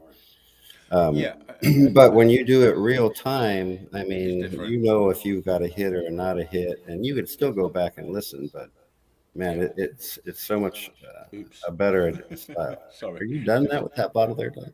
I'm squeezing it as much as I can. Oh, it's really hard to squeeze. Oh my goodness me. Okay, maybe a bottle's enough. I've had nothing to eat since yesterday, so maybe a bottle is definitely enough.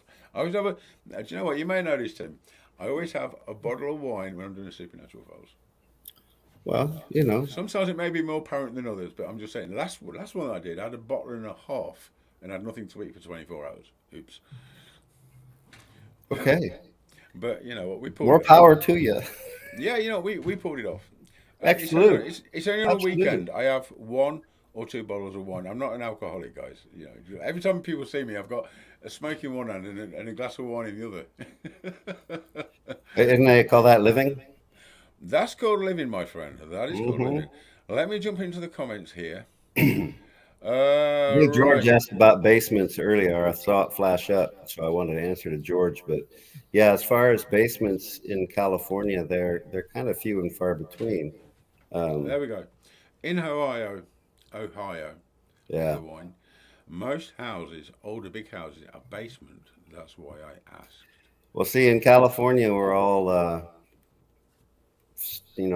when you're in flat, it's all supported by levees and dikes. Normally, it would flood. So when they build houses and stuff, there's no basements. And then George asked another question. That's a good question. I wanted to know what the flavor was, but well, where where doesn't does this a lollipop? physical lollipop come from a non-physical person? Right. That's a fair question. And do you know what? What do we say to that, Tim? Ah. Yeah, exactly. I have not got the slightest clue, George. I have not got the slightest clue. Right, what else we got here? All right, let's pop this one up. Let's have a look. George again. George is fantastic. He puts so much input to this show. He's very inquisitive and intelligent gentleman. Not only seeing, but being able to hear certain sounds changes with age. That's the basis of hearing tests. Yes. Yeah. I get that, George. And I'm 57 in April. Oh, jeez, come on, seriously, how did that even happen? How did that happen? Hey, I'm 59 this week. Hey, do you know what? In my mind, in my body, I'm like 35 years old. Who gives a shit? That's how it works. Grow old disgracefully. That's what I say. There's no better way. Okay, George. So I was laying in bed last night, and I have an Alexa. Well, Paddy has a fan on because she likes ambient noise. It's like shh, to go to sleep too. And I've got Alexa, and I say, Alexa, play me the sound of gentle rain. Fantastic. And it works, believe me. I'm gone within 5 minutes. So last night I'm cuddled into Paddy. I heard that. There was a guy talking. Now, it was so clear, but at the same time I didn't hear actually what he said clearly. And he did this, these were sentences, and it was about 3 or 4 times, and I get this regular. There's something people are missing because your hearing degrades as you get older in frequency range. We know that, but at the same time, there's something that enables me to be able to hear these guys. It's same with the recorders, Tim. Originally, years ago, I started using recorders because I was hearing things that other people wasn't, and I wanted to show them what I was hearing. But to this day, even Becky, before I came over to kind of moved to the US permanently, it was the night before, and I was at my mother's. I was staying with my mother. She's very, very poorly, as you were aware of, very, very poorly. In fact, I don't want to go into any detail, but she hasn't got long left. Bless her. It hurts, Tim. Yep. It hurts bad. Anyway, let's sort that out. So the night before, I'm sitting there. I said, Becky, wow, we're off to the US tomorrow. Goddamn wine. Relocating. And in the other half of my mother's lounge, she went straight out of the air. No recording. I can't wait. As loud and as clear as that. Now, if Steve Merritt or anybody else had been there, they may not have even heard that. And, I've had this a lot of times. I've done a lot of work with Steve Merritt. I said, did you hear that? And I'm like, assuming that they've heard because it was so loud. I didn't hear a thing. We did this on the Gain Rissick case. I was in the kind of hallway. I said, wow, did you hear that? And Steve went, what? I didn't hear a goddamn thing. I said, there's 2 spirits talking about shopping or something. He went, what? And I put the recorder on just to capture this. I saw a lovely dress the other day. Steve went, what? WTF? Seriously. But what I'm saying is, you know what? For whatever reason, I can hear these guys when other people can't. Not all the time. It's got to be totally quiet. Totally quiet. Yeah. Avalon Decker said, Don, I would love to know where it all started for you and how it developed, basically. Can you share that on the Supernatural Files? I will do that on the next episode.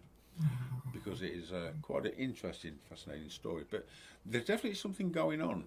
You know, my hearing should be the same as everybody else, a guy that's nearly 57, but I can hear things that other people can't still, you know. So, let's see. Tim. Don. Yes, Tim. What we got here? George. Tim, doing the research is what you're used to doing. Okay, yeah. Okay, we got that one. And then we got Jude. Don. Let's pop this one on screen here.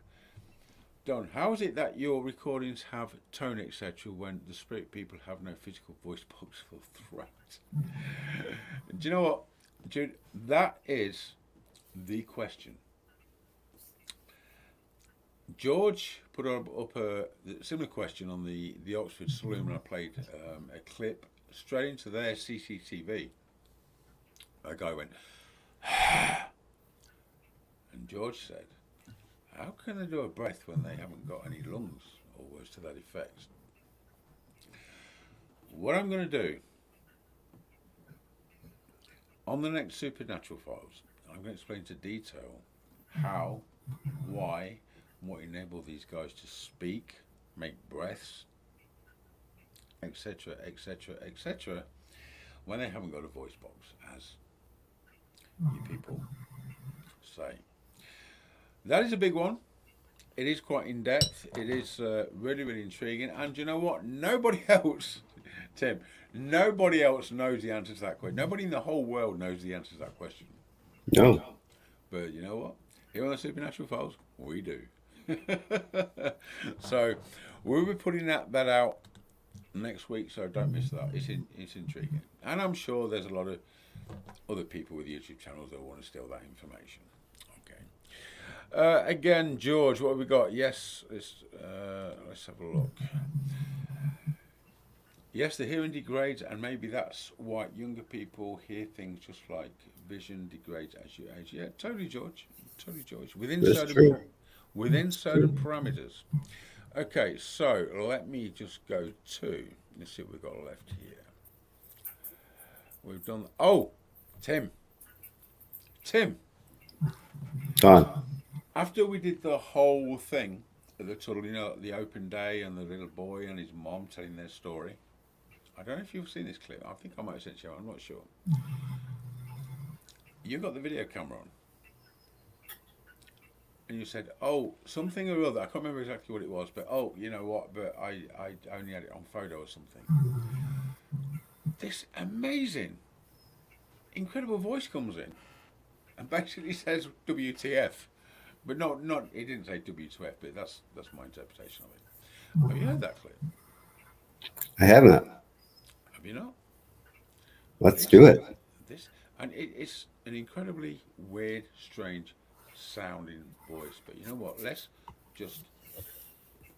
The factual information is this: there was me there. There was. In fact, was I even there? I don't even think I was there. I wasn't there. Scratch me. Yeah, you weren't there. No, it was you. It was the young lady. Maybe Kathy. That's it. This voice came in, which is totally indisputable as far as I'm concerned. And again, okay. You ready for this one? Ready. Like this all the time. She goes, someone just pushed my chair. And so they were messing with her at this chair. And what was weird when he was saying that spot, before he was like, when he was walking towards there, you see like a shadowy image of like someone taller than you. So you're pretty sensitive then. Yeah, that's pretty awesome. That's why I kind of was like, I don't know if I should. Well, that I also stay away from that all explains why your experience was so incredible, because you sense it. And like for someone like me, I'm not very sensitive, so I hear things. And most of the time I logically say, oh, it was just whatever. So what you're saying is when we were just in there? Yeah, when we were in there all together, like I don't know, when I walked into that room, I just like felt like it was hard to breathe in there because I'm feeling a lot of hot and cold stuff all around. Yeah. So before he said that he could feel the presence there was like right behind him where the window is, there's a human like image. So a shadow image. It was black and gray. So I was like, Like, I I don't wish know I if I was- should say anything or just leave I it went to alone. hit play on my video, And you missed. and I hit picture, Oh, and I I've done took a that picture. so many times. One picture. Drives me nuts. Okay. Yeah. But Okay. Well, gosh, I wish we could have got that on video, but that's outstanding. Did you hear that? One picture, I heard it. two spirits. One picture? I know. Did you hear that? Mm-hmm. How fantastic is that? Seriously. That was pretty good. I mean, you know, when you come to disembodied voices, the clarity and clearness. One picture? I know. Amazing. Let me play. I'm gonna. You know what, Tim? I'm so impressed with that. I've got to play it one more time. Okay. Do it one more time. I got to do that one more time because I just love this clip. sitting on my desk all the time. She goes, someone just pushed my chair. And so they were messing with her at this chair. And what was weird when he was saying that spot, before he was like, when he was walking towards there, you see like a shadowy image of like someone taller than you. So you're pretty sensitive then. Yeah, That's pretty awesome. That's why I kind of was like, I don't know if I should. Well, that I try also to stay away from that all of explains it. why your experience was so incredible, because you sense it. And like for someone like me, I'm not very sensitive, so I hear things. And most of the time, I logically say, "Oh, it was just whatever." So what you're saying is, when we were just in there, Yeah, that's when what we were you're. in there all together, like I don't know. When I walked into that room, I just like felt like it was hard to breathe in there because I'm feeling a lot of hot and cold stuff all around. Yeah. So before he said that he could feel the presence there was like right behind him where You the could see window a is. There's shadow. a human like image. So a shadow image. It was black and gray. So I was like. Like, I don't know if I should say anything or just leave I it went to alone. hit play on my video, And you missed. and I hit picture, Oh, and I've I done took a that picture. so many times. One picture. Drives me nuts. Okay. Yeah. But Okay. Well, gosh, I wish we could have got that on video, but that's outstanding. Seriously, Tim. One picture? No, it's clear. Absolutely fantastic. Okay, guys, did you all hear that? What do you think? Get your thoughts. Get your comments down in here right now. Okay, so yeah, absolutely fantastic. Absolutely, and you know what? They're my favourite, Tim. You know when they talk directly into the microphone of the camera, it's not record. There's no static. It's just totally clear. How can you dispute that? How can you possibly dispute? There was not two voices there. One picture. I know. Thoughts? It's right there. Detective Tim, thoughts? My thoughts? It's real, Don. Nobody was there to go ahead and put that there. And that's not even part of the documentary. That's just a scrap clip. Right. Steve Morrow said, Don, you know the stuff you consider scrap? People will be like, oh my God, and make a whole series out of it. Maybe you could. It's a scrap pile. Maybe we could. But the Tuttle Mansion, haunted? Scale of 1 to 10, Tim, where are we going on that? Man, when people ask me what's your favorite place to go, I always say the Tuttle Mansion.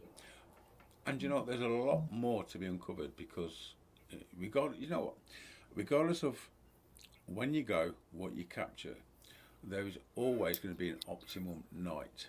I don't even think we've hit that optimum night. No, I don't think so yet, because the carriage house, I think, can be a lot more. The carriage house, when I get back, maybe we should shoot a little bit of footage on the carriage house. We can't, it's too late to put it into the documentary, but... That's all right, it can make the cut files. Right, Judy says, George, yes, I heard. And Judy, by the way, is JCats9Y. In fact, hold on a second. There we go. No disputing. No disputing whatsoever. And this is what fascinates me. Cynics, skeptics. Guys, come on. How much do you need to believe? Quite literally. How much? I think what's wrong with people is they all want to go ahead and be tapped on the shoulder, kicked in the shins, see that apparition. They're not willing to go ahead and open up their mind to the start of the small things.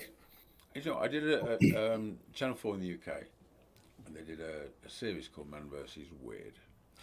And they took 10-minute segments of everybody that was at the best the best of what they do from around the world. They always had the magnetic spoon man. They had the monks that can put a drill straight into their head and not get any problems, you know, injuries, etc., etc., etc. And they come to me. Originally, it was going to be a 10-minute segment, and then after they saw my stuff from me and Becky, they said, "Wow, that's incredible. Do you know, we want to do an entire 1-hour show on you and Becky. Fantastic. Okay." I was pumped, Tim. I thought, you know what? This is it. No, it's not. This is the UK, dude. Trust me. Entertainment purposes only, to a point. We don't want it to be too real. So, anyway, they did the documentary. A council, the Leicester City Council called me out to do a case, just which coincided with this, them wanting to do some filming. And they said, "Don, have you got any cases?" I said, "Well, you know, the Leicester City Council have called me out on a case because the employees are reporting hearing child's voices in a lift shaft and seeing a woman on the stairs." Fantastic. Okay. At the time, I was running a team called GSI Paranormal UK. We went out. Channel 4 was there. We did the whole 1-hour thing. It was fantastic, and I mean, it was fantastic. They even went back to an old client of mine.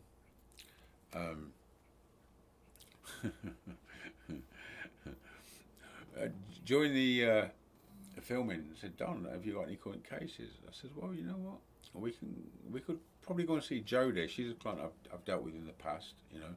Rang Jodie up, said, "Yeah, Don, that's fine." Went down there. She said, "Don, I think I'm still experiencing some things." Okay, fine. So I went down there. Went to see Jodie. Lovely girl, absolutely lovely girl. Went upstairs on the landing. I said, and Jodie said she was a little bit uneasy. And I said, "Guys, can you make sure everything's all right and take care of Jodie till I get a chance to come around here properly?" They said, "We'll do our best." Crystal clear recording. Went out. Oh, sorry. And then we went to the Becky shed then years ago in my old place. We had the director, the producer, we had the interviewer guy there. All in this little Becky shed, pretty much like this place. Started asking questions. Voices were coming out of the air, Tim. I said, "Becky, can you tell me your favourite flowers?" She said, "Chrysanthemums."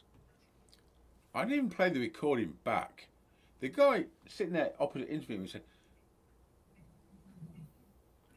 "Did Becky just say chrysanthemums?" I said, "Oh, let's find out." I'd already heard it. I pressed chrysanthemums. It was on the recorder. Point being, he heard it before I even played it back. Then there was another question and Becky answered. Then things took a bit of a downward turn. The guy his demeanour changed. He said, "And do you love Becky?"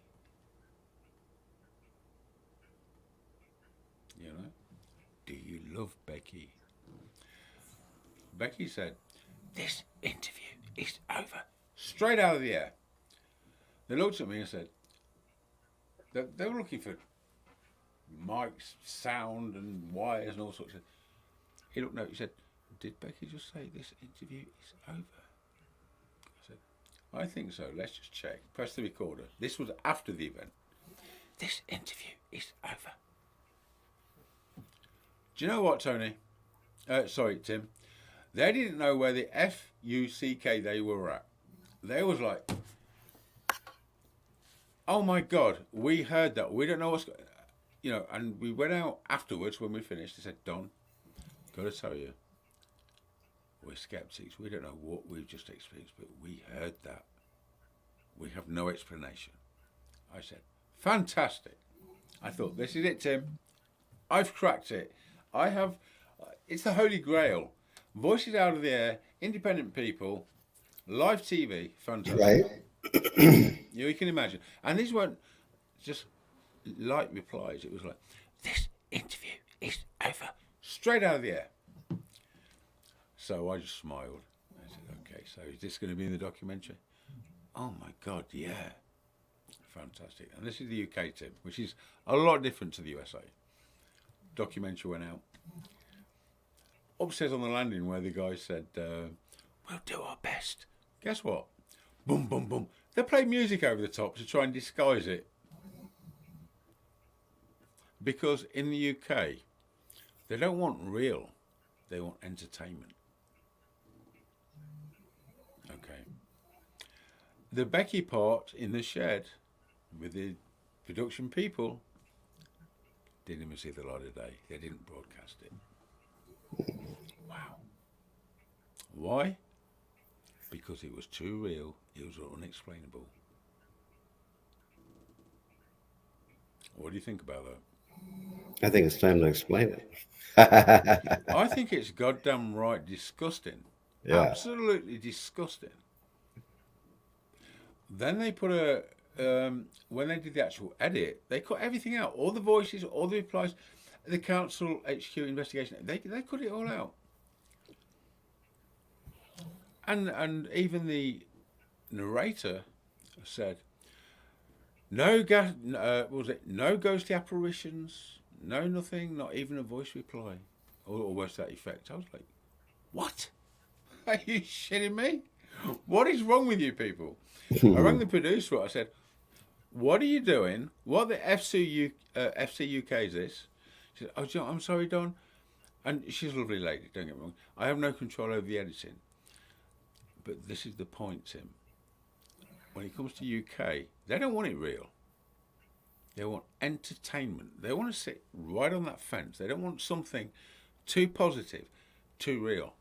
And you will find that all the time in the UK. I spent so many years in the UK putting really good stuff out that didn't even get put out on TV. So, I mean, I did a couple of documentaries, etc. You know, right. And I had a TV production company contact me, which was only before I got to the US 18 months ago. Don, we would like to do this, blah blah blah blah blah blah blah. And you know what? I just said I'm not interested because it's the UK. Well, you know what, Don? Welcome to the US. Do you know what? US, my experience of the US, apart from their dodgy bacon, which is really shit, I've got to say, Tim, seriously, you guys have got no idea what Bay Real bacon tastes like or looks like. Even looks like. You have more white than you do red. It's like 3/4 white and a tiny little streak of red. No, I know. We do nothing about it. Your bacon sucks. I get center cut bacon, dude. Center cut bacon. Your bacon is just no. Center cut bacon. It's not semi-cut, dude. It's just crap. I know. I like center cut bacon. It's rubbish. Yeah, it's absolutely your bacon. And the first thing I noticed was your bacon is like, wow, what is this? That don't work for me at all. Anyway, getting back, what I was saying is, the UK where paranormal evidence is concerned, they don't want it to be real. Even when I did the the live investigation on ITV Studios, London. Can you believe that? Who gets to investigate the ITV Studios in London? I did. Went on the next morning.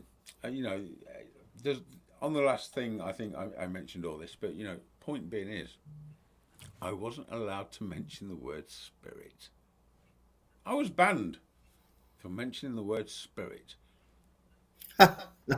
Yeah, I could use the word ghost because you know what? That's entertaining. That's a ghost. Right, spirit, right. You can't use that word. No, that's too real. Yeah, right now, I'm in the right place. I'm in the United States of America. Yeah. I'm going to keep pushing shit out. We are going to solve some cold cases, or at least one. At least one. I think so. I believe so. And you know what? Here, they're a lot more open-minded, and I got to say, honest. I think so. The Hollywood production company that I'm working with, which you obviously are aware of, but we won't go into details. We're not allowed to. The whole thing is about Don and Becky in a positive sense, factual sense. Not we're going to sit on the fence kind of sense, but this is factual. This is what it is. I'm really looking forward to that. Yep. You know, that's going to be. I think that's going to be a game changer. Right, let's jump into the comments. Tim, when have you got to go, my friend? I got to go soon. I just got the text, so. Oh, you did? Okay, fancy that. Yeah. Right, I still have an 18-year-old that does not drive.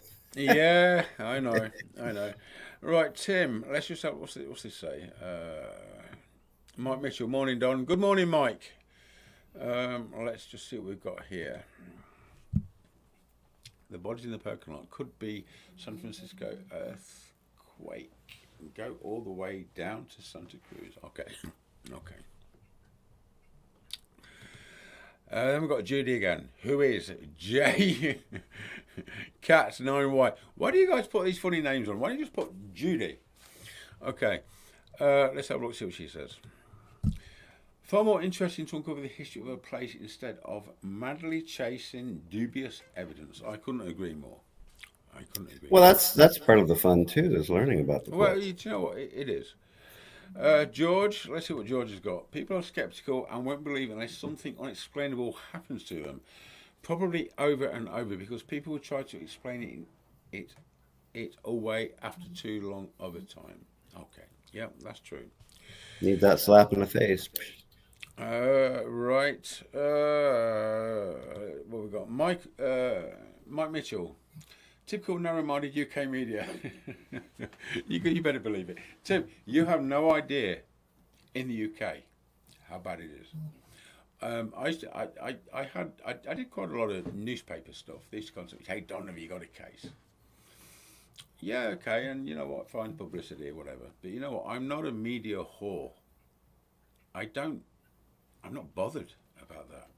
You know, it's not like, oh look, I'm in the paper and stuff. You know what? I don't do that shit. You know me. I've not got an ego. Last case I did. Young lady, single mother, partner had left. I've got a haunted house. Okay, rang me up. Oh, actually, I think the newspapers rang me and said, "Hey Don, do you want to check this out?" Yeah, okay, fine. I went down there. Spent the entirety of the evening down there. Got about 50 voice replies, different ones, which was intriguing. Lovely young mother, couple of children, etc. Went out in the paper. Don Phillips exercises a house of a single mother of 50 ghosts. No, I didn't. Where the hell did you get that? I never said that. When the reporters turned up in the morning and said, "Hey Don, what did you get?" I said, "Well, there's about 50 replies here, different voices, so there's quite a lot going on." Of course, SPO in London jumped all over that shit because they're stupid. And everyone piled in, Don Phillips this, and everyone's taking the piss and everything. Point being is, it's about reputation. I never claimed that at all. You know, and after that, I had a lot of newspapers. I had News of the World, I had The Sun, everyone contacted me, said, "Don, have you got a story?" Yeah, no, I'm not doing this shit anymore because it's misrepresented. You know, and it's about reputation. So yeah, that's why I just quit the media, Tim. Yep. Okay, George. Oh, hang on. Bacon low. Get it directly from the butcher. No, no, George. Get it directly from the UK.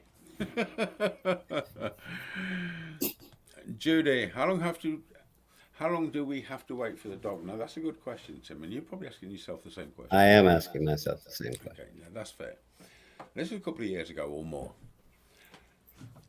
I am putting this out if there is no takers, Tim, within the next 3 months. You know what I'm going to do?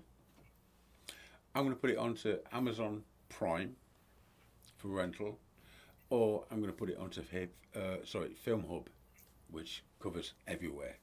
So that's how that's going to work, because I am conscious that there is a time on this. Saying that, I have last week made contact with a contact whose mentor was, get this, Stevie Wonder. Can you believe that? She's got a lot of contacts, and I was talking about the documentary. Someone I've known for quite some time, lovely lady, and she said, "Don, I'm going to do this, I'm going to do that, and you need to get some interviews, and I'm going to put you onto her." So that could be the way in on that one. So, you know, we're still plugging. There's the Tuttle, Brookdale Lodge, Oxford Saloon. You know, we've got 3 at the moment.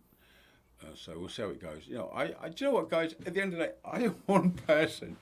Producer, director, distributor, editor. Oh my goodness. I have all this shit going on along with life.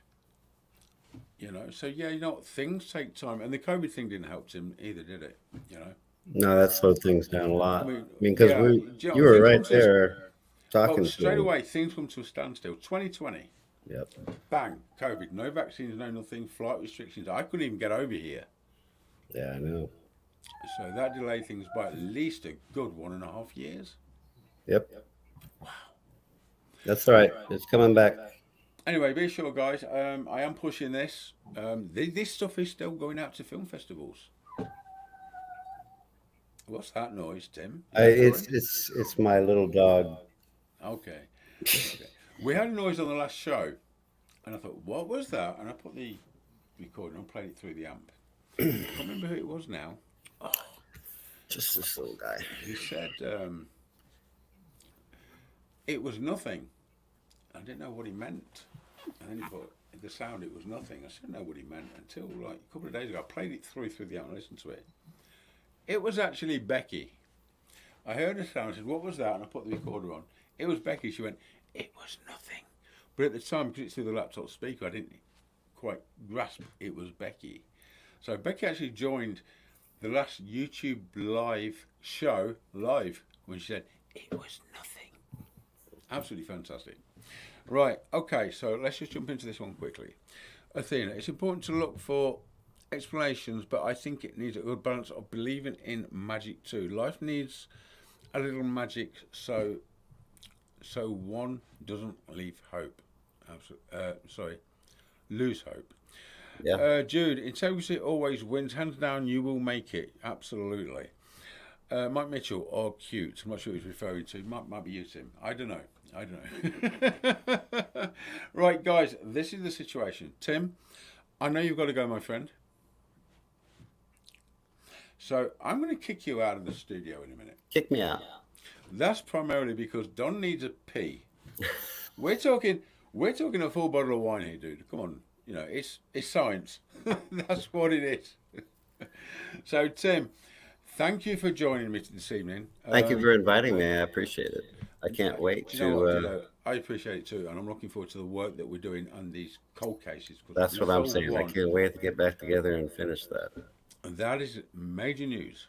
Yep. Just one case worldwide. That is major news. That is all we need. Yep.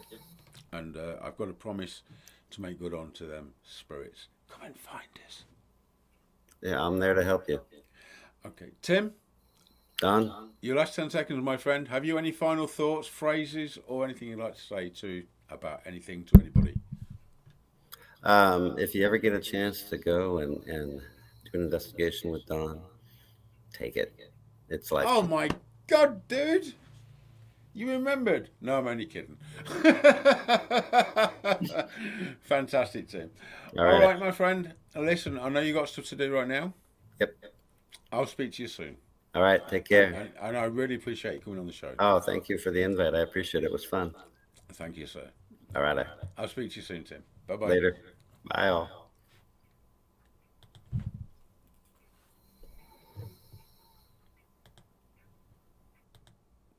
Okay, so that was Timothy Lowe. Absolutely amazing guy.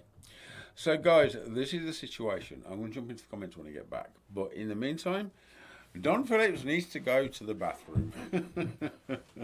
So we're going to take a 6-7 minute break. No, it's going to take me that long, but I want a coffee as well. 6-7 minute break, and I will be back after that. So join me then. Thank you, guys.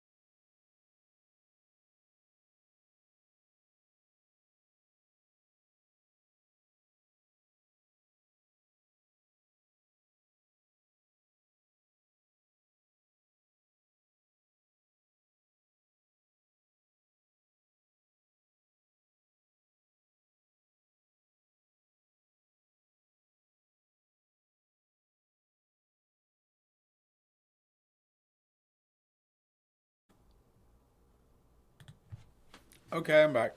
I'm back. I'm back. Okay, so that was Tim. Absolutely fantastic guy. Absolutely fantastic guy. As I mentioned, the Tuttle Mansion, absolutely fantastic place. Fascinating investigation. Fantastic episode, to be fair. And Kathy and Jen, Oliver West, absolutely amazing people. So accommodating. Do you know what? It's one of the things, you know, you go into a place, totally open-minded, don't know anything about the history. And when you start to unravel these mysteries and put things together, you know, I'm not a ghost hunter. I don't hunt ghosts. I'm a seeker of truth and answers. And when you're underneath the mansion, literally underneath it, ground level, and you've got spirit people saying, come and play with this. And we are plague victims and we're in a pit in the car park. And then you think when you first arrived there, you felt this energy which took you to this space, and you call out a professional ground scanning radar team, and their equipment fails every time you go over this specific spot. Absolutely fascinating. Okay, so that's where we're at right now. Any comments? Let's have a look. Okay, no, we're pretty much up to date. Glenn Little, me too. Back teeth are floating. You might want to, Glenn. You might want to elaborate a little on back teeth are floating. I'm not sure what that actually means. Okay. So, anyway, do you know what? Like I've said before, people often say special guests. Tim is a special guest. He's been an integral part of the documentaries, and you know I love Tim. He's a fantastic guy. Sheriff Tim, retired sheriff, but he tells it the way it is. That is important, guys, in any line of work. Any line of work. And anybody that comes out an investigation with me, I have one single request. Tell it as you find it, whether it's Ian Gardner, whether it's Tim, whether it's Robert Snow, or anything. That's all I ask. You know, I don't need to build things or big things up. Just their interpretation of what they experience when they're with me on an investigation at that time. I'm just seeing myself on camera now, and my God, I look like shit. I've got to tell you guys, I've had so little sleep over the last 2 or 3 nights. You don't even want to go there. Anyway, right, okay, back. George, fantastic. Okay, George. Right, Athena, sweetheart, I do believe that you may wanted to pop onto the show for a few minutes. So now's your chance. So Athena, if you're there and you can hear me, press that link I sent you. That should take you into the green room. Then we can bring you out of the green room onto the show, and we can have a chat and get to know each other. You, me, and the rest of the people. Athena, are you there? Right, guys, any questions about the Tuttle Mansion whatsoever? Get it in now. What time is it anyway? Let me have a look. Wow, nearly 2 hours. Well, generally we do 3 hours, but, you know, I've not got any problem to us actually cutting this short because, you know, and I've got to say, Paddy, I've not heard a peep from Paddy. It is now 10 o'clock at night. She's been in bed since 5 o'clock this morning. So, like, when I say COVID hit her hard, it hit her real hard. I need to go and check on her in a little while, I guess. Athena, yes. Okay, click that link. Let's see if we can get you in. I'll be looking down here to see if you appear in my little box. Okay, so we're waiting on Athena right now. Very intelligent lady, very inquisitive.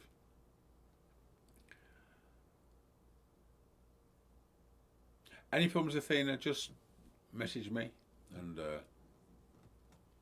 we'll figure it out. Okay, so while we're waiting for Athena,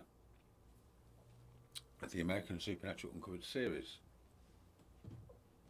I pushing it out. I'm pushing it out there. Brookdale Lodge, Tuttle Mansion. Oh my goodness! I am so impressed right now. I thought you was a technophobe. Let me see. Okay, scrap all that. We now have a special guest. And like I said, all you guys are special because you are an integral part of everything. So without further ado, let me introduce Athena. Hey! Hi Athena, how you doing, sweetheart? Hello, I'm doing a little tired, but Well good. tired. I do well tired all the time. Good to see you. How are you doing? Doing. Okay. Can you get any closer to your camera? I can try. I had to like kind of MacGyver my things here. Let me see. There we go. Let's have a look. Let's have a look. Better? Yep, that's better because now everybody can see your pretty face. How's that? So Tired face, but tell me about. Look at the state of this. I mean, you see this? Come on. So Athena, we've covered a lot on the Tuttle Mansion tonight. You have. What's your take on that? I didn't give too much away because at the end of the day, it is a documentary. But what's your take on things? It is, and I was trying to. It's been so long, so I watched the original a long time ago when you had it on the Raven Media channel. Which one? The Tuttle Mansion. Oh, it wasn't the full documentary. I never put that out. No, it wasn't the full, but you had more than what we showed tonight. Okay. But yeah, pretty interesting, huh? I'm excited to see when you actually do put more besides just the teasers. I have to put teasers out. I can't put that. Joe, I love you guys. You know, you're fantastic, but I can't put the whole. I want to put the whole everything out, but you know, I can't do that, can I? Because you know, it is a documentary. But like I said, if it don't get picked up in the next couple of months properly, then I'm going to put it on Film Hub or I'm going to put it on Amazon for a rental thing because the Tuttle Mansion is, and the Brookdale Lodge. The Brookdale Lodge especially is pretty mind-bending at times and edge-of-your-seat stuff. I did a private kind of viewing down there a couple of years ago. Oh my God, it sold out. It was unbelievable. There's people queuing to get. I was like, wow, you know, and it went down really, really well. People were like, oh my God, that's fantastic. Never seen anything like it. You know, and you know what, that's what I aim for. You know what? The thing that we've all seen the paranormal TV shows. You know, we have. Do you not think they're all pretty much the same format and samey? Oh, yeah, absolutely. They've, you know, and everybody almost verbatim follows the same line of everything questioning. When they go in. Dude, did you hear that? Can you feel this? Yeah. That's suggestive. That's not real. That's just suggestive. And everything's always got to be in night vision, as we know, pretty much. You know. Yeah. I mean, we all have special names for those shows, don't we? Yeah, let's not talk about the special names for those shows. Okay. But you know what? It was years ago when I first started out. And do you know what? I watched these shows. I'm not going to mention any names, although I'm really, really, really, really tempted, but I'm not going to do that because I'm a nice guy. I was like, wow, K2 meter, fantastic. This, that, fantastic. I got my beam barrier alarms, superb. If it goes off, it's a ghost. K2 meter, if it goes off, oh my God, it's a ghost communicating with me. Fantastic. And the first time, a couple of times I went out, this was going off, that was going off. Oh my God, ghosts everywhere. Fantastic. No. Within a short period of time, I kind of realised no. And then I started to question everything. Beam barrier alarm goes off. Don't mind if it's a ghost, if it's a spider. Point being is, equipment-wise, you can't prove what it was that set it off. And that's the essential part. If you're trying to add credibility to the field and yourself, you can't claim, well, I mean, there's a lot of YouTube videos out there. Wow, look, a ghost set up off our beam barrier alarm. Based on what? Because it went off? Not good enough. K2 meter flashing. Fantastic. Look, it's a ghost. And based on what? Well, it's flashing. Not good enough. The problem is you cannot, and it's about scientific provability. You cannot prove that a ghost, a spirit, is making your K2 meter flash. You cannot prove that. You just cannot. Entertaining, intriguing, and sometimes, you know what, I'm not totally adverse to the fact that spiritual intervention can set off or manipulate equipment, but the problem is proving it. You cannot prove it.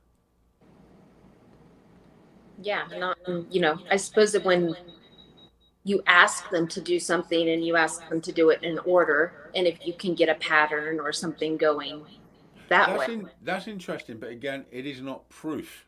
No. That's the problem. It's like if I said, Becky, can you make this K2 meter flash 3 times? It went 1, 2, 3. Fantastic. Becky, can you make it flash another 6 times? 1, 2, 3, 4, 5, 6. Fantastic. Intriguing, interesting, but you can't prove it was Becky doing that. That's the whole thing. Scientifically and credibility wise, it's down to proof. Not open to interpretation, not open to argument, but scientific proof. That's all that counts. And I understand there's a lot of teams out there that are not interested in scientific proof, and they're quite happy in their little circle doing what they're doing, and it's entertaining, it's fantastic for them. But if you want to push the boundaries, then unfortunately that encapsulates scientific proof beyond doubt. Yeah. I've got a lot of experiments coming up over the next few months which aim to do that very same thing. Scientific, it's not just about scientific proof beyond reasonable doubt. Let's be fair, let's kind of So I have a question for you. Fantastic. Do you think it's becoming easier for spirits to come through and give you that proof? Do you know what? That's a loaded question, Athena, because this is Don Phillips. I mean, I'm not being funny. I don't want to sugarcoat it, but I have more of an inroad than most people. Mm-hmm. I find things a lot easier than most people. I admire teams that go out for 12, 16, 24 hours on an investigation just to try and get an EVP session. And basically probably end up with 3, 4 sounds that are like, and they put the subtitles down there. I don't know if I could actually do that. I honestly don't know if I could do that. I don't know if I would have that amount of commitment and dedication, and without being unrespectful, disrespectful, desperation to do that. Because if you want to spend that amount of time, week in, week out, weekends or whatever, I know a lot of people spend a lot of time, to have somebody just question it and diss it because it is not above average. I don't know if I could do that, to be honest. I mean, I'm fortunate. I can go anywhere and get a ton of stuff within like 5 or 10 minutes straight away, and it will be continued throughout. But that's me. I don't have to do like, okay, EBP session and sit asking questions for 10 minutes and play it back on the recorder. I only work when I feel the energy. That's when I hit the record button, Athena, when I feel the energy. And 8.5 to 9 times out of 10, bang, it's there. So, there's a lot of people, dedicated people, doing the best they can in the field of paranormal investigative research. But what annoys me more than anything is when you get these, okay, skeptics can sometimes have a valid argument, but the cynics that diss their work straight off the bat without knowing anything about it, I find that highly annoying. These are dedicated people. Not everybody's out to find scientific proof. People are just having a good time or whatever. But you know what? This relates back to previous YouTube lives when I've said people, teams, groups, paranormal investigative researchers. When you put something out, you can put it out as questionable, but don't put it out as factual if it's so open to interpretation, because you know what, you're setting yourself up to be fired at from all sides of the parapet. Yeah, and then you make everybody else look like a liar. Well, it's not so much a liar, but you know, I mean, there is no rule book, and you know, I totally get it. There's no rule back. This is that wine again. Naughty me. Rule book when it comes to investigative research, but you've got to be really strict with your evidence. Really strict. If you want to be better than everybody else, stand out from everybody else. You know what? Produce something better than everybody else. That's what it comes down to. Mm-hmm. I've worked years to separate myself from what I would call, and it's not in a disrespectful sense, public paranormal. Okay, you know what I mean, Athena. Yeah. And building that credibility. And yeah, you know, am I a skeptic? Yeah, do you know what? Skeptic's a fantastic word. I am a skeptic. Like I've said before, if that's not part of who you are and what you do, then you're not doing your job right. You've got to question everything. Interpret it as how other people will see it, not how you see it yourself. Is that fair? Yeah, and you know, like you said, you need a good balance. You need to Exactly. It's all about balance.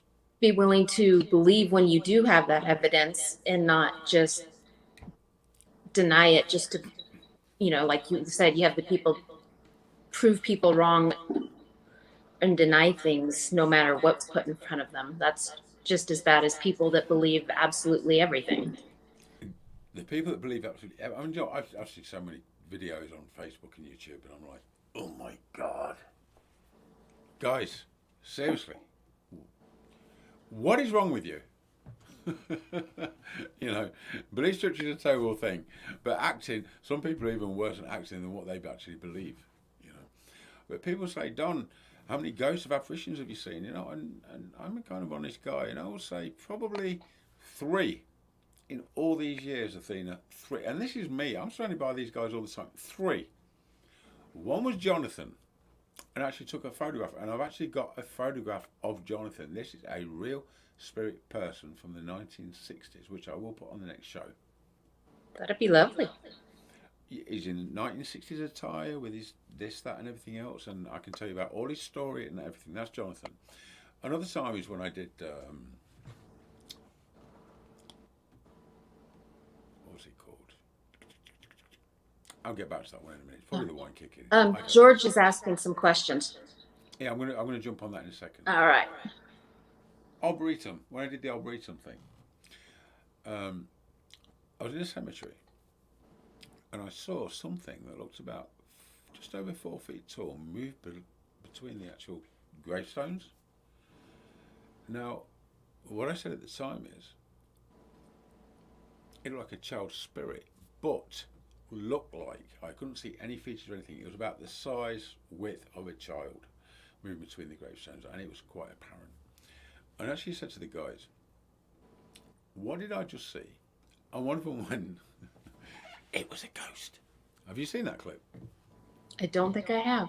Do you know what? I will promise you, I'm going to put that on the next Supernatural Files Live. It's incredible. It's a ghost. I've got a spirit telling me I've just seen a ghost. You cannot make that shit up. So that was that one. So there was Jonathan, there was that one, and then there was Becky. Now people say, oh, have you seen Becky? Do you know what? Yes and no. I was in a workshop years ago, previous partner, previous 2 houses ago, years ago. And I started off in the kitchen. I said, Becky, can you show yourself? She went, here I am. Okay, where are you? In front of the freezer. I'm like, eyes this big. I can't see you, Becky. Got the night vision camera out. Still can't see you, Becky. Where are you now? I'm in front of the freezer. Okay, couldn't see shit. And I'm being honest, Athena, because I don't tell lies. So, okay, I was up here on the ceiling. I was all over. I couldn't see Becky. She was there, but I couldn't see it, even in night vision. So, and then another time I was in the workshop. This was probably about a couple of months after. I said, Becky, I'm desperate to see Becky. Me and Becky, I've got this relationship which is so close it don't matter what words, I could never put it into perspective. I really couldn't. We are that close, you know. To me, she's as real as you are sitting there looking at me on camera. Okay. So I'm in the workshop. I said, okay, Becky, can I see you tonight? Yes. Fantastic. I'm excited. Adrenaline's going. I'm pumped. I'm going to see Becky. Oh my God. Fantastic. And I got my workshop cut into two. There was a divider. So I got my computer equipment, everything this end, and the other end there was probably 8 feet of space. Okay. Here I am. And I'm gazing with rabbit eyes this big into the darkness. I can't see shit. I can't see nothing. Becky, I can't see you. I'm here. Here I am. I'm looking. And do you know what? After a couple of minutes, and this wasn't my eyes playing tricks, I saw a figure. A human silhouette. Now, it wasn't bright white. It wasn't even white, but it was bright enough to distinguish it from the darkness. I could literally see a clear silhouette. Okay. I said, Becky, is that you? She went, yes. Fantastic. Did I see any features? Absolutely not. I just saw this figure. That was Becky. That's the closest despite how close our relationship is, Athena, that is the closest I've got to seeing Becky. And you know, I could bullshit the whole world. I've got a reputation, hard-earned reputation of respectful, sincere, don't embellish, don't bullshit, tell it the way it is. You know me. You follow me long enough. Okay. I could say, oh yeah, I can see Becky over there. I can see Becky here. I can see Becky everywhere. No, I really can't. Okay. I once said to Becky, I said, Becky, when am I actually going to see you? And do you know what she said? Do you know what she said? No. When you're a spirit. That's what she said. So, you know, I'm open-minded, but at the end of the day, skeptical of a lot of people that like, I can see that, especially, okay, mediums and psychics, I can see this person, I've seen an apparition, I've seen this. You know, their eyes are the same as mine. Okay. And considering the closeness I've got with the guys and Becky, and the fact that that's the most I can report to you over all these years of seeing Becky. Now, you would think if she could just appear as an apparition, I would just see her and that would be it. Fantastic. Do you think if she could, and if I could, that wouldn't occur? I'm not dissing everybody's account or claim, but what I'm saying is I am very highly skeptical of a lot of people's claim because, you know, that's your job. Like I said, skepticism is important. Yeah. So, paranormal-wise, Athena, I've been speaking too much now. What's your take on things? Where are you at? Anything to tell us? Any stories to share? And then I'm going to jump into the comments, which are building up pretty quick. I think we cover a lot of things. I have one story I'll share, and it kind of goes to George's question. You know, he wants to know some of my experiences. I don't have a lot anymore. I wish I did, because there's a lot of things I would like to be able to look into or do now, given my circumstances. But probably my best story of things that have happened, and I was younger. When I was younger, you know, you sense a lot of things when you're a little kid. My great grandpa, who was part Native American, after he passed away when I was like 11 or 12, would come to me all the time, but I'd see him in dreams. Okay. Always dreams. And he always came as a Native American, but it's like somehow I knew it was him. Okay. And then one morning on my birthday, early 20s, I wake up and I see this young man standing beside my bed, dressed in old-time clothes, and it took a minute to register. And I realized it was him. And I thought, oh, he's coming to tell me happy birthday. This is so wonderful. I finally get to see him. You know, he's not how he usually is. My mom calls me an hour later and tells me my great grandma died. Wow. And I realized he didn't come to see me. He was going to get grandma. And I never saw him or heard from him in any kind of dreams or anything after that. No more. Wow. But grandma came to me in the dreams, and they're the funny ones, like, you know, when you're talking and she usually called me on the phone or something. It'd be like, how am I talking to you? You're dead. And she'd like, don't you worry about that right now, honey. That doesn't matter. Hold on, stop. Rewind. I missed a bit there, or at least I misheard. Just go back 30 seconds and start Yeah. again. Which part? He's dead and After on the Grandpa phone. died, Yeah. and I thought he was coming on my birthday Mm-hmm. to say hi. I get a call an hour later from my mom saying my great grandma died. So he wasn't coming to see me for my birthday. He was like, it was like he was going to collect grandma, right? Right. And after my grandma died, she started, I never saw her in person, like I did just the one time with my grandpa, but I would get the dreams all the time. Mm-hmm. And when she would talk to me in my dreams, I'd be like, how are you doing this? You're dead. And she'd be like, oh, don't worry about that right now, honey. Wow.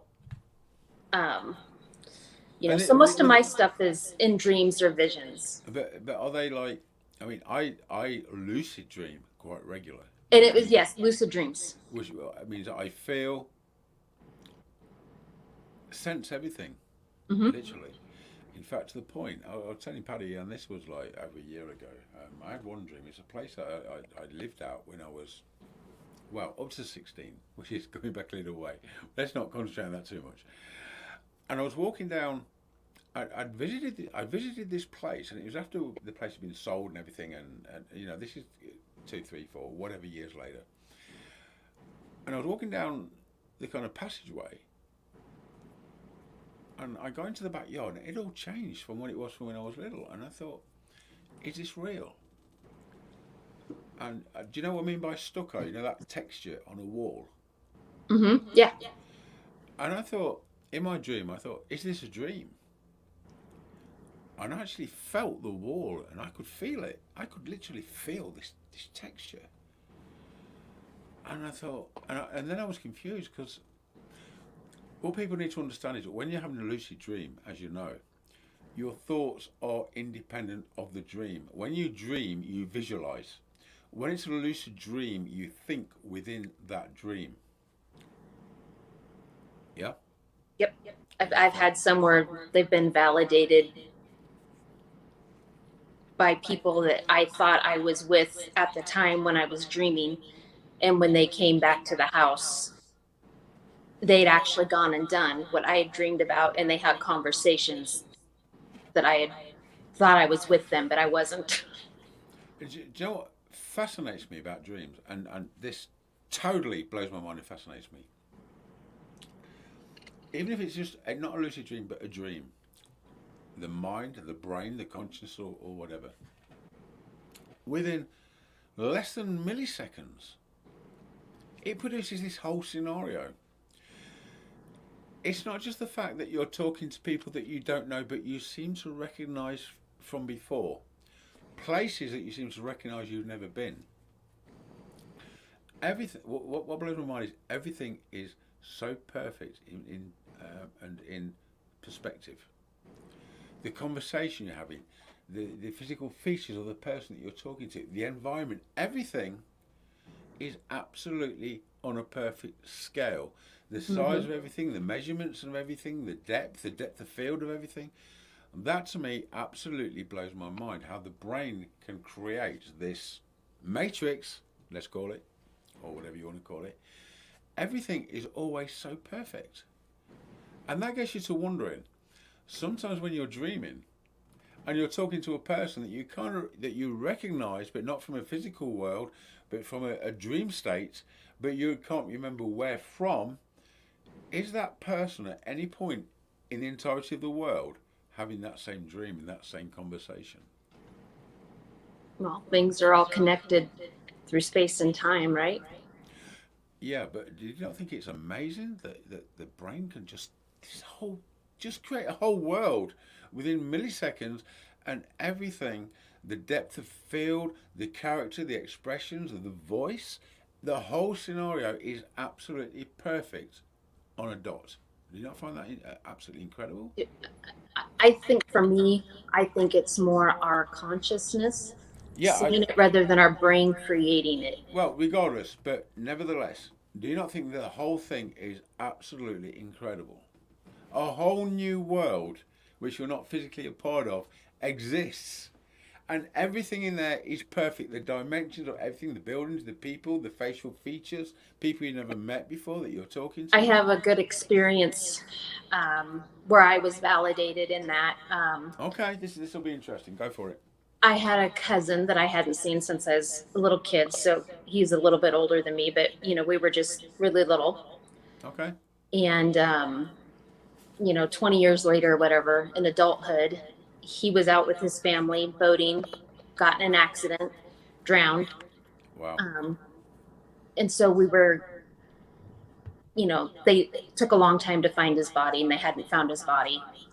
And I had this dream where this person came to me. I didn't know who they were in the dream, or in the kind of the lucid state. But full face, man with a beard, and he was looking at me. It was like he was okay now, but he showed me he was missing his arm. And I'm like, this is weird, and just kind of sloughed it off to, having nightmares or whatever.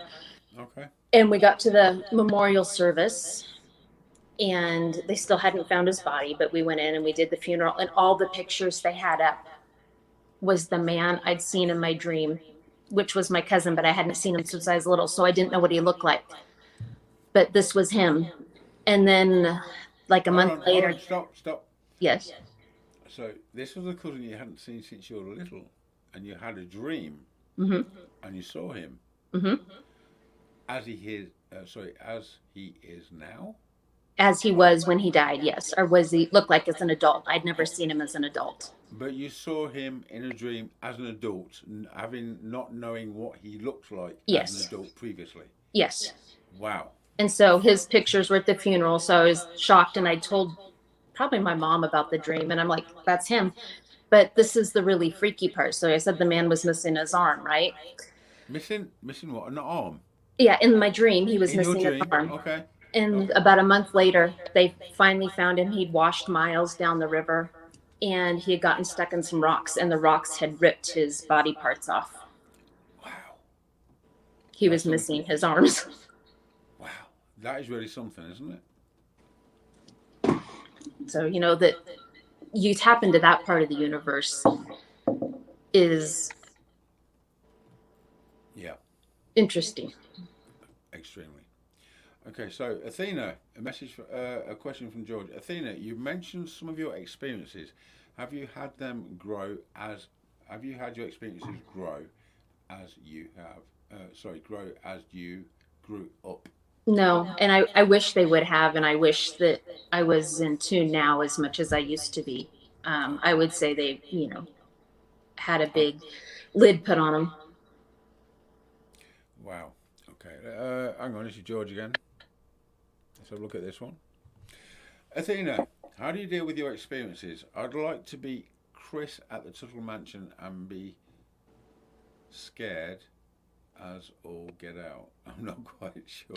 I don't know. Read between the lines on that one. When I was little, they were scary. As an adult, I'm not frightened like I would have been when I was little. Okay, what we got here? George. Thank you, Athena. Okay, fantastic. Next question is, Don, when you experience things, what exactly do you feel physically? Oh, that's a big question. Okay, so we're going to get into that. Okay, so, Athena. Don. Sweetheart, it is absolutely fantastic to put a person to the name. I'm real. Absolutely fantastic. You're great. You really are. And I got to say, Athena's been helping Paddy a little bit with the whole COVID thing. Spoke to her on the phone and everything. Athena, I cannot thank you enough for that. Yep, I'll be here as long as she needs. Oh, bless your heart. You know what? You are such. You're a great person. Oh, thank you. It's a hard thing, and been there and done that. So if I can help somebody else. Do you know what? I have a thing in life. There's a lot, we encounter a lot of people in this world as we move through life. But you know what? There is people, and there is people. it's the second category of people I put in my little circle. You're in that little circle, Athena. Ah, thank you. You know. Well, again, to our viewers, where are you based? Central Oregon. Okay. So, is there a lot of haunted stuff going on down there? Not where I'm at here. Oh, that's no good. Well, That's no good. It's not bad. Wrong show. Jeez, come on, girl. I live in the middle of the desert where I used to live in Portland. Middle of the desert? Yeah, where I used to live in Portland. Yeah, we had a lot of older haunted stuff, but it's, there's not a lot out here. I live near Bend. At some point, me and Patty coming over to see you to do an investigation. There's no point whatsoever. I would love that. And, I'll find something. Yeah, you need to do that. We do have, we are close to, and what you can see here is where there's a lot of reported UFO activity on like Mount Adams or whatnot. I have full Cascade views for where I'm at right now. Okay. The UFO, I mean, there's always been this correlation and question. Is the paranormal connected to UFOs? And, I've always admittedly been on the fence about that until the Lightertons, when we're talking about portals, and they said, you'll see it first. You've obviously heard that recording. Mm-hmm. I was like, wow. And we've got all this weird shit going on in our bedroom still. We're still getting this, I've not spoken about it for a while, but it's still going on. These like flashes in the ceiling and everything. Absolutely fantastic. So there is something going on. Becky knows about the Lightertons. They know about her. We see and hear everything. And Becky said, they see and hear everything. So I'm actually doing questions and answers on that at the moment, which I'm not putting out publicly, because at the end of the day, you've got to show a working model of how these things are connected. Well, they're all forms of energy, aren't they? And those parts are vibrating and at such higher levels than what energy, frequency, that's what the whole world is about. So I'll be doing more on the Lightertons or Lightians. I've never actually been able to distinguish exactly which one it is. But I did say, why you call the Lightertons? They said, because we're covered in, we're surrounded by light. I have a few, can we call them theories on them? Okay, go for it. So would it be fair to say that they might be part of the creators as to why we're here now? I think that's a fair question. And then the second part of that would it be fair to call them something like the controllers to make sure that we're not getting out of line, or if we do, we get readjusted? This is the scary thing, Athena. When they said, I said, what is your, I don't know if you actually saw this, or if I'm not even sure if I put it out. What is your agenda? What is your purpose? They said, to change the planet. Did you actually hear that? Yes, I heard. Yes, and I think I heard something along the lines of save the planet or something, but it was very similar. Save the planet or change the planet. But you know what? That's a pretty big goddamn answer. So yeah, I'm still on that lines of inquiry, but I'm not going to put anything out publicly until I've got as many answers I can get to as many questions that I have got. Because whatever I put out, people are always going to be asking questions. And well, that's a big. Oh, it's huge. It's monumental. And the thing is, the time God, Jesus Christ, I've got a half inch of snow outside. Seriously, come on. The conditions impede everything, as you know. So I'm not going to put stuff out when even if I can hear it and I think it says. It's about credibility and it's about it being real. So I will wait until I've got the best example of the answers to the questions before I put it out. So you may not be hearing anything more about the Lightertons for another 3-4 months. And that might be where the high desert comes in well, because it's usually clear and beautiful, and You're just trying to get me and Patty to come over there. Come on. I'm in the middle of a mess right now. I'm actually trying to move right now. So. Where are you planning on moving to? I need to sell my house where I'm at, and I'm moving into town. I live out in the boonies right now. Hey, you know what? Come over to Seattle. Fantastic place. You'll love it. Yeah, I lived in Snohomish for about 3 days. It was horrible. Oh, you did? Well, Snohomish is kind of a little town, but it's nice, it's cute. It's got Oxford Saloon and everything. Right, Athena. Do you know what? I am so grateful to have you on the show and to actually see you as you. And you know, it's like I've said many times before, we've got all these people and names popping up on YouTube. Behind them names, there's real people. I'm not interested in just likes and comments. I want to get to know all of you guys. And do you know what, Athena? I think you're absolutely fantastic. Thank you. And I have some questions for you off the show later. But does it have to be off the show, or do you want to put them on the show? No, it'll be off the show. Off the show. Okay, I respect that. Right, I guess this is the point where I kick you out and say, okay, do one. Yes. Good night. Athena, you've been an absolute star. We will chat later. You know what? We absolutely will. All right. Take care for now. I appreciate everything. And obviously you're helping Patty as well. Okay? Yep. All right. Bye. Take care, Athena. Thank you for now. Bye-bye. Bye-bye. Okay, so that's Athena. Lovely, absolutely lovely lady. I really appreciate you coming on the show. I bullied her into it kind of on the last show. Now let's jump into the comments. Let's see what we've got. George, thank you. Sorry, Athena, for answering my questions. What's this one we've got? Do you know anyone else who experiences hits of spirit energy as you do, Don? As far as I know, it's unique. Steve Mayer has obviously talked about this on many, many, many occasions. The answer to that, quite simply, in the short version, is no. Not to sugarcoat it, Steve says, I've never found anybody else in the world like Don. What he experiences, what he does, and etc., etc., etc. Okay. So that's that one, Judy. Okay, let's have a look at what's this one. Dying to learn more about the license. Yeah, do you know what? So am I. Veteran, has Becky explained exactly what she is? Human bodies contain a lot of electrical and molecular energy. It is just transferred into the air. Sometimes we cannot see when we pass on. I know exactly who and what and how powerful Becky is. There is a hierarchy. She's not what you would call a average. Let's just call it average, if there's such a thing. A spirit person. Obviously, a lot of my attributes are via Becky. That is for a reason as well, which I'm not going to go into. But Becky, I asked on a previous show. I said, Becky. Well, actually, it was the Hollywood production company.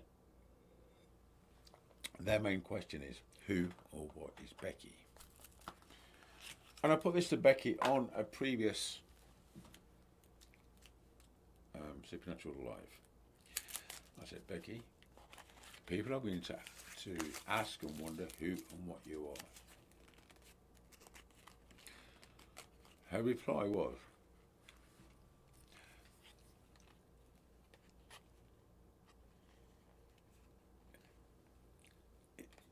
I am a part of you, or you are a part of me? Something like that. You know what? There's things that I'm not going to go into. There's things that society and people are not going to understand. I often paraphrase the union of myself and Becky. That is because we are literally 100%, in terminology wise, a part of each other. And I'm not going to go into great detail. But as I've always said before on a previous live,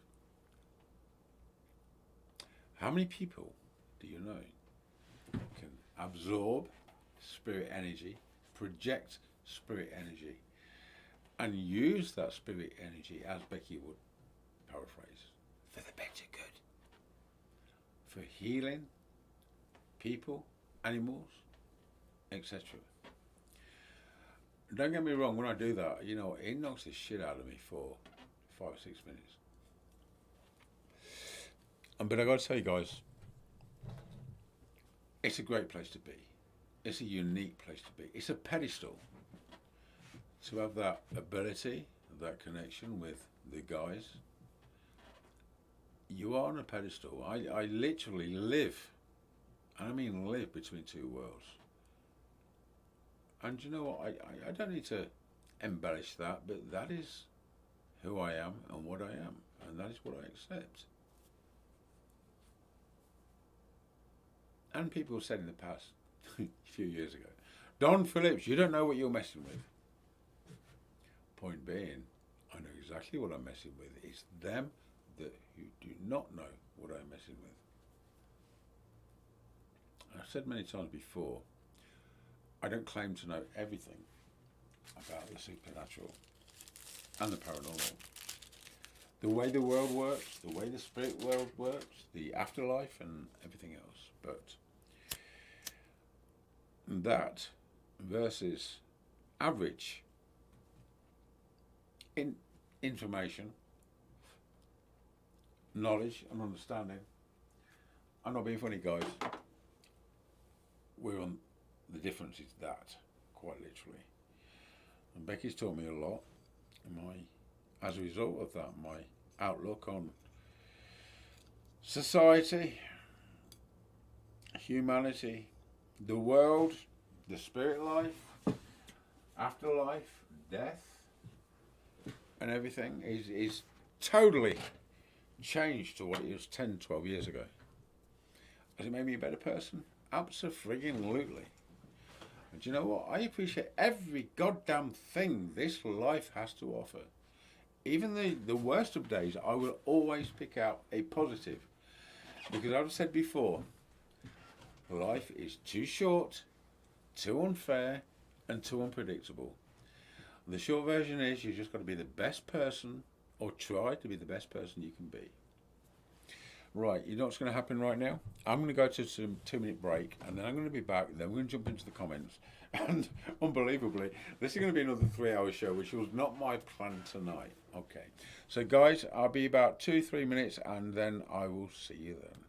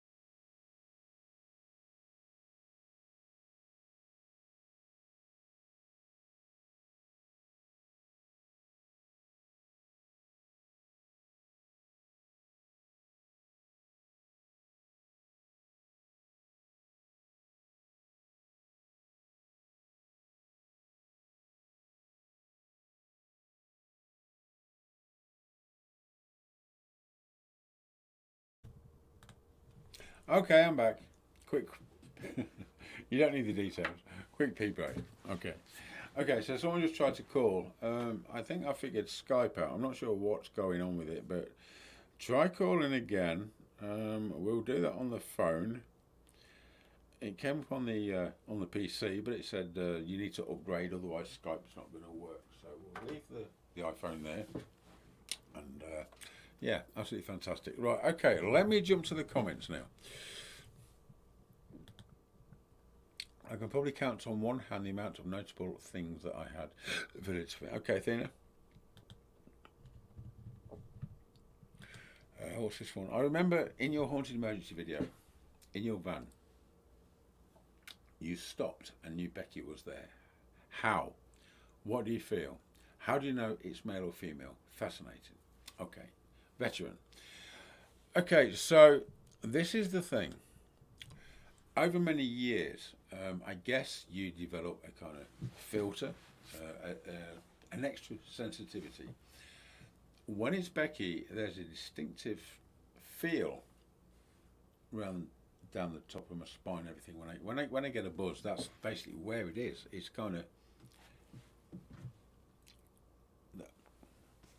there. It's Becky. It's very hard to describe, but that's Becky. Then again, depending on the energy, you can tell if it's a male, a female, or even a child. But that depends. Oh my God, I look rough tonight, didn't I? Like a slip, guys. What can I say? So yeah, you know, the human brain and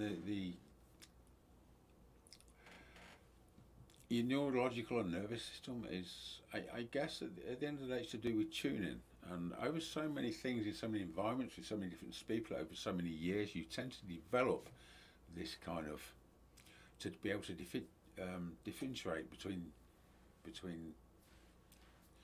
the feelings, the energy. I guess it's, you know, to simplify it, let's say a piano tuner, you know what, he can hear something's out of tune where a normal person wouldn't. You know, the brain, the body is an absolutely amazing instrument.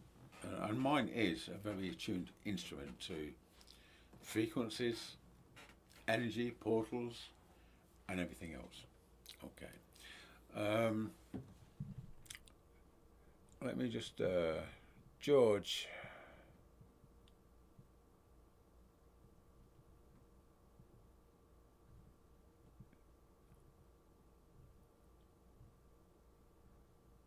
Okay, someone tried to call me on Skype. It didn't go through. You know what? Try calling again, and I will call you back. Okay. Right. Oh, they're calling back now, but it's not calling. Is it calling on my Skype? Oh, it is. Hold on a second. We might actually. Hello? Hello, Don. Oh, we've got it working on the phone, but not on the PC. Hi, who is that? It's Weldon from Canada. Oh, hello. Good evening, sir. Thank you for calling. I'm sorry, I'm not sure what happened. I've been having some problems with Skype over the last couple of days. Yeah, so just going through the YouTube and seeing you were live, so I figured I'd come on. Yeah, you're more than welcome. What can I do for you, sir? I've been watching you for quite a while. Okay. Probably the last 6-7 years, probably. I noticed Wow. you haven't really put out any new content onto your YouTube. Just wondering, were you taking a break, or were you doing any more? Hold on, just rewind. Just say that one more time.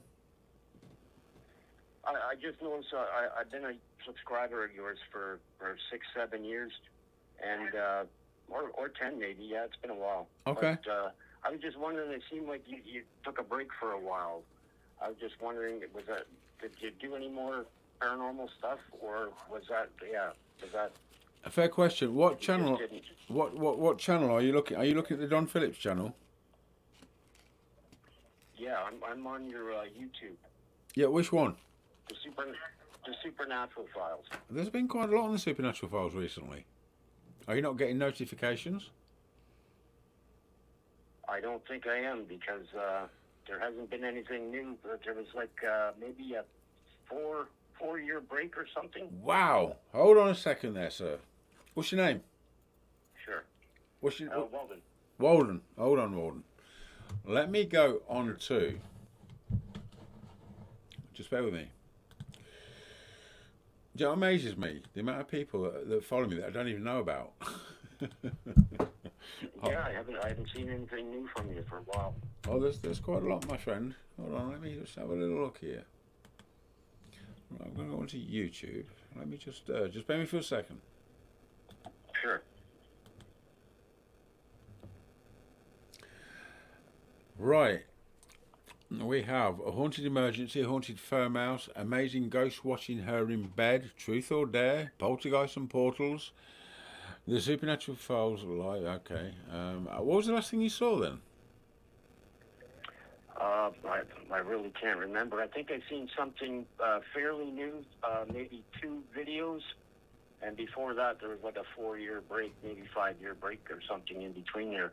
And I find that most of your stuff up there is fairly old. Okay, well, I'm not sure what's going on there. Okay, so we've got the Haunted Emergency, which is a reboot of an old case, which was 2 days ago. We've got Haunted Farmhouse, which is 5 days ago. Amazing Ghost Watcher in Bed, which was 7 days ago. Another one 3 weeks ago, then a month ago, and another one a month ago. Yeah, so I'm not sure what's going on. Do you know what? I'm telling you what I'm going to do. Send me your email address. My email address is actually use this one. Raven Media Productions @outlook.com. I'll link you to the new uploads, and I guess we'll go from there. But that's actually quite alarming. I'm not sure what the hell YouTube's doing right now. Yeah, there has been a break from 2020. COVID hit. Everything pretty much stopped. Okay. I've been filming. American Supernatural Uncovered. The website's about 18 months out of date. That's all stuff that I'm hoping to get out on the TV, which is being pitched currently right now. If it doesn't get picked up, if it doesn't get picked up, that's going out on either Film Hub or I'll put it up on Amazon for rental. Okay, but I've got some stuff going out with the Hollywood production company. In the summer we're filming, so towards the end of summer, I guess they're going to put that out. That's a major big deal. There's a lot of stuff going on. A lot of stuff. Yeah. Good, good stuff. So originally, what I will say is, to be fair to you, let me just look at, just bear me 1 second, and I can tell you when the Supernatural Files kind of restarted. Okay? Right. Okay, sure. It started 6 years, 6 years, 3 years, 6 years. Hold on a second. Okay, let's say within the last 12. Let's say within the last 12 months, I kind of rebooted it because I was getting sorted. I relocated to the US, and I've got a production company I'm setting up. That's going to launch soon. Got to the US, sold a house, bought a house, got married. So that's been the last 12 or 18 months kind of thing. So yeah, I've been pretty scarce over that period of time. So the last 6 or 8 months, definitely the Supernatural Files has kind of bounced back, and you know what, I'm here to stay now. So there's a lot of good stuff coming. Okay. That's excellent. Glad to hear. Okay. If you don't get any notifications, just email me, ravenmediaproductions@outlook.com, and I will sort that out. So YouTube is a law unto itself, as you know. Okay. Are you going to post this live stream? You're going to have this up on your site or on your YouTube channel? Oh yeah. This live stream will always be up. But the one thing I've not quite figured out yet is these record anyway, but they don't seem to go to your main playlist. You've got to click on the live tab on the Supernatural Files to actually see it. Okay. All right, I got it. Okay. But as long as I can look it up so that I got your email address and I can email you. Yeah, absolutely. I mean, failing that, you know what? I sometimes I do a re-edit and I'll cut it short and then I'll upload it to the channel, in which case it will show up on the playlist. But you know what? Average supporter, I totally respect that. I appreciate that, and I welcome your question. So I'm here to stay now. I'm settled. I've sorted life out now. I've sorted that son of a bitch. Okay? Okay. All right, my friend. You take care. Have a good evening. Thanks very much. Take care for now. Bye-bye. Wow. Well, you're learning something new. That's quite an intriguing question, considering we've been putting a lot up for quite some time. Anybody else got that problem? Do let me know. Right, let me get to the comments again. What time is it anyway? Oh my goodness me. Nearly 3 hours. Guys, what is with the 3 hours thing on the Supernatural Files? I mean, you know, I know I look like shit. Look at these bags. Oh my God. My face is falling off. Gravity and everything. But, you know, we always, I thought tonight maybe I'll do 90 minutes. Get Tim on. Do the Tuttle Mansion, etc. Fantastic. We always seem to go to 3 hours. Who does that? Without planning. Who does that? Okay, let me see what we got. Hi, Weldon. That's from George. Let's just pop that one up there. And there we go. Athena, what's that? Athena, it's been 20 years for me too, so I understand the wish completely. Okay. Right, what's this one? All right, have you any experiences truly terrified you? Maybe even terrified Becky and the guys? Veteran. This is how it works, my friend. I'm squeezing this bottle of wine, see if any more come out, but glass is hard to squeeze. That's it. Okay. Do you know what? You got to look back and look at a lot of paranormal shows. I'm not going to mention any by name because, you know, I'm more respectful than that, and you will be able to figure them names out yourself. They go in, they challenge spirits, ghosts, and demons. They hear a noise, and they all go screaming, and they literally go running down their corridors. You've seen that several times. They just go running off, screaming, shouting, and oh my God. If I had any fear of anything, that would give me an Achilles heel. And that being the case, I couldn't service my clients. I can deal with anything, no matter what it is, how bad it is, or I can deal with that because of my understanding and my union with Becky and my attributes and other things you don't know about, which you're not going to get to know about. So, never been frightened, never been terrified, and do you know what? If goddamn Satan appeared in the corner of this room, do you know what I would say? Satan himself, you know what I'd say? Hold on, dude, wait there, let me get a camera. That's how terrified I am. Again, at the tree with Steve Marrow, I mean, that was about as crazy as it gets. You can levitate, up, up, up. We want your power, kneel before us. Beelzebub wants you. Yeah, right. Okay. No, I don't do fear, period, for several reasons. First of all, my attributes, my thing with Becky, my understanding of what's possible and what's not, and experience. And the fact that I'm very good at disassociating what I'm thinking as opposed to what's happening. And you know, that is important. You have to almost detach yourself from your mind to see the reality of things as they are. And then the other thing is the capability of demons, spirits,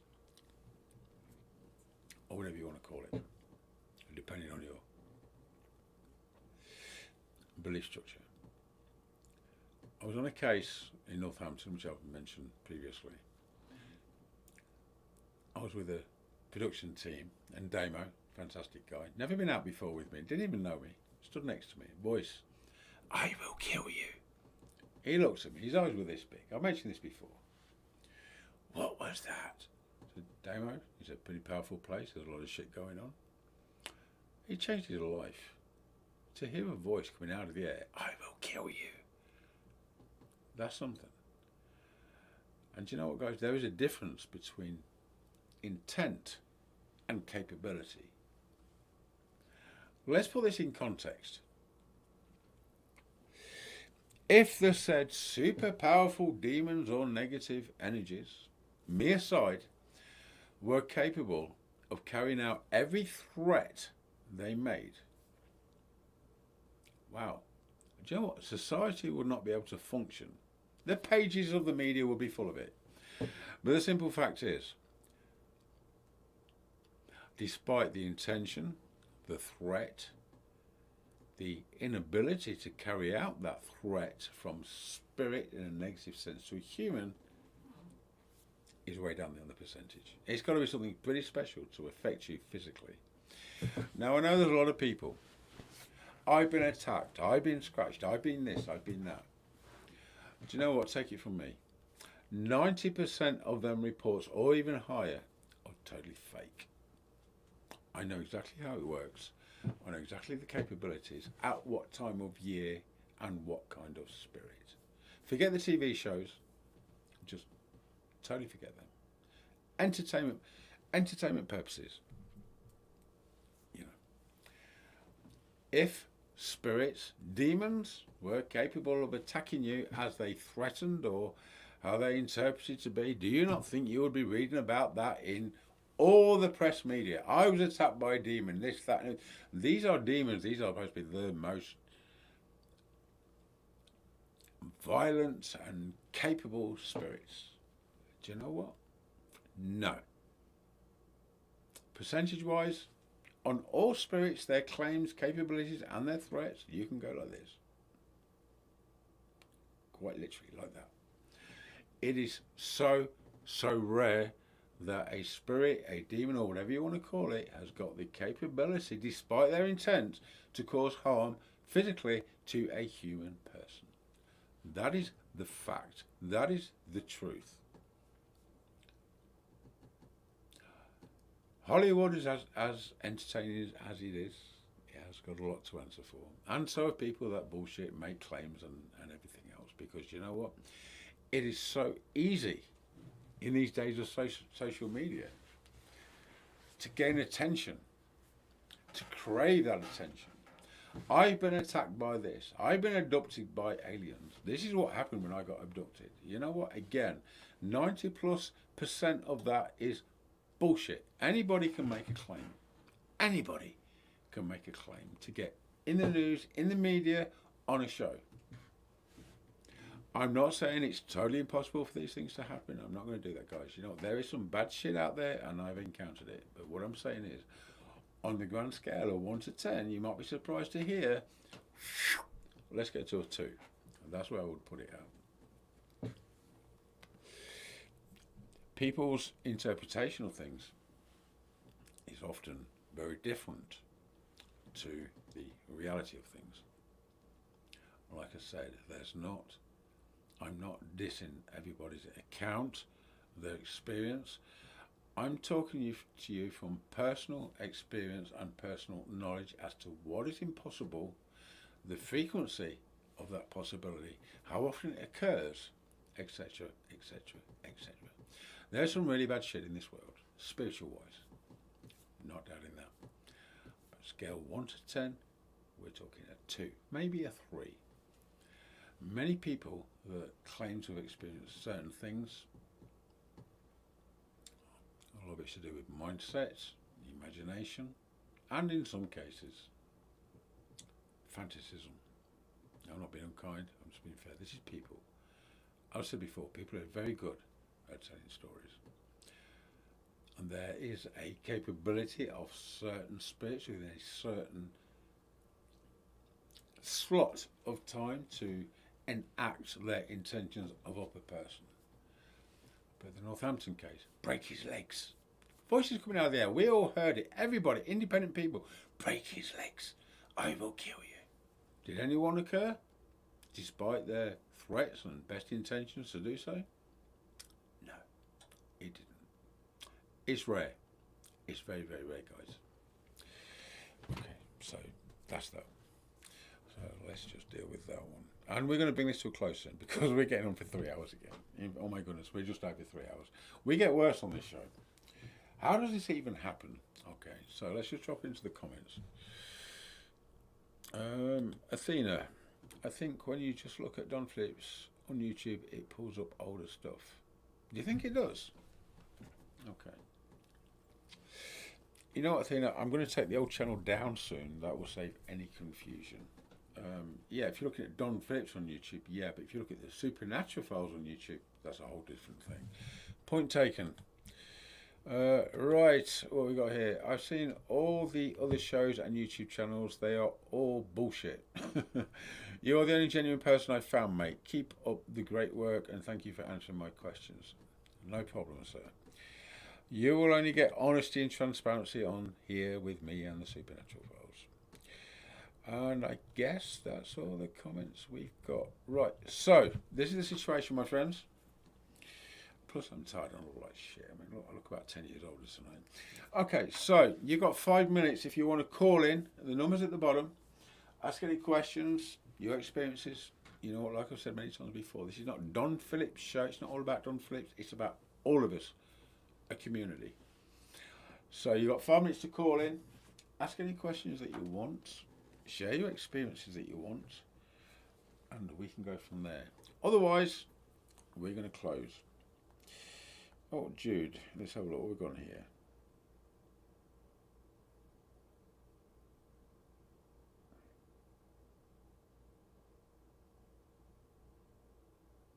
Okay, Jude.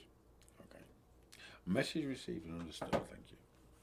And Athena, thank you so much for actually becoming part and coming on the show. I really do appreciate you. You're great. You're great. Okay, so where are we now? Oh, hang on, here's one. Why do the conditions, snow, etc. affect the evidence and recordings? Veteran. Okay, this is the situation. Throughout the years, I have noticed, and sometimes there are exceptions, the cold temperatures, the atmospherics, solar flares from the sun, thick, cloudy nights, and rain all affect communications, which is why this is the worst time of year. And this is why, you know, I will not go out on investigations this time of year. You know, sort of November to March, generally, no. Because I don't want to waste my time, your time, or their time. There are exceptions sometimes. You get a little slot and you get some good, clear replies. And that's what we know about. Did an experiment a couple of years ago. Steve Marrow went over to, first time, well, not 3 years ago, came over to Seattle, Keith Linder case, which we're going to actually be covering on maybe the next other one after Supernatural Files. I'm not sure what really happened on the Keith Linder case. Demons in Seattle uncovered. Okay, I'll get back to what I was saying in a minute, but the thing is this. Ghost Adventures went round and called it Demons in Seattle. They basically accused Keith of being a fake and said there was nothing going on. They contacted Steve Merritt, who contacted me because of who I am, what I do, and etc. Says, hey, do you want to check this case out? I've had a request from Keith Linder in America. Can we go over and kind of look at things? My response to Steve was, I'm going to ask Becky. I asked Becky, Becky, should we go and check out the Keith Linder case? Yes. Okay, so we did. So we got to Keith Linder's and I uncovered pretty much a shitload of stuff to prove that Keith Linder's actually was the opposite to what Ghost Adventures was claiming, that there was nothing going on. I got a lot of stuff in no time flat. That we'll be covering on, with someone seen footage on the Supernatural Files at a later date, what actually happened on the Keith Linder case. So I called it Demons in Seattle Uncovered. And I'm not being disrespectful, but I said at the time when I was asked on Fox TV, why did you call it Demons in Seattle Uncovered? I said, well, because Ghost Adventures called it Demons in Seattle and they didn't actually uncover anything. I'm just saying. So we'll cover that in the next episode of this show, or maybe the one after that. I don't know. I forgot where I was now with that question. Let me have a look. Let's just see where it was at. Oh, right, the evidence, the snow recordings. Yeah. So, on a plane with Steve Marrow, coming over to Seattle, Keith Linder case. 40,000 feet. Becky, before we came out, Becky, I want to do an experiment on the plane. I'll see if I can hear more clearly, because you're above the contamination, the radio waves, the broadband, the this, the that, the magnetic field, and everything else. So I said to Steve, I mean, many of you have heard this story before, but for anybody that's not, I said, Steve, yeah, when I'm on the plane, I'm going into the bathroom. I want to see if I can hear Becky clearer at 40,000 feet. Okay. Becky knew I wanted to do this experiment, so I went to the bathroom, put the recorder on, thought it was quiet in the bathroom at 40,000 feet. To play the recorder back, you know how sensitive them things are. It was rubbish. Cancelled it. Scrap that. Got back, said, I next to Steve, said, how'd you get on? I went, waste of time. Becky knew I wanted to do this experiment. Then, 20, 30 seconds later, me and Steve were sitting on the aeroplane. In our seats, this voice, out of the air, right in front of us, like there. This is Becky. It's Becky. Steve. Wow. It was totally, this was clear, loud, and crazy. Steve's eyes were like this big. He said, oh my God. I just looked and I said, did you? He went, it's Becky. That's Becky. That's the first time Steve heard Becky talking out of the air. So it would appear the experiment was successful. I would love to get on another aircraft, get at 40,000 feet and do the same thing again. There's obviously a difference between ground level and 40,000 feet air level. Becky knew I wanted to do that experiment. Wow, she really put a big one off there. First time Steve had ever heard her, it was just like, oh, I didn't know where he was, to be honest. But that I've mentioned many, many times before, so I'm not going to go into great detail again. Right, guys, we're going to bring this to a close. Veteran, yeah, just touching back on that, you know, I mean, that's the variables that we know about. The solar flares, the weather conditions, the cloud, the temperature. That's not taken into consideration. The conditions we do not know about. I mean, at the end of the day, sometimes I can sit here with there. I can hear Becky talk out of the air. What enables them to talk out of the air sometimes and have to be on a recorder and other times, or be super clear on a recorder sometimes and not so clear? When we can nail that and establish what enables them to speak out of the air clearly, or into video camera mics clearly with no static, you know what, we've nailed it. But we're not there yet. And I haven't got the answers to that, but it's something that it's been my quest for a couple of years to try and find out what is the difference. Why is it sometimes they can talk out of the air, sometimes they can't? I genuinely believe that there are little slots which enable them to do that, and other times when it doesn't. I don't believe for 1 minute they get a choice.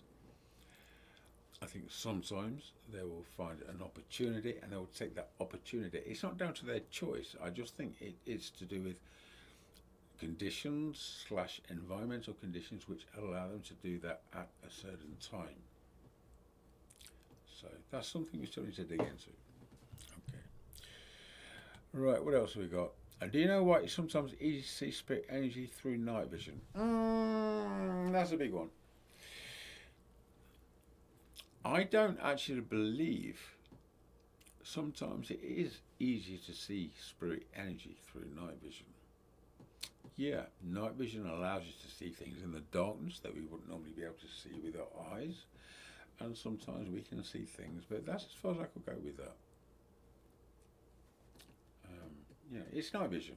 You know, we are humans. We are not meant to see in the dark. Night vision gives us that capability, which sometimes means we will pick up things and see things that we wouldn't normally see. Okay, Jude, that's as far as I can tell you on that one. Okay, we'll join this to a close now, my friends.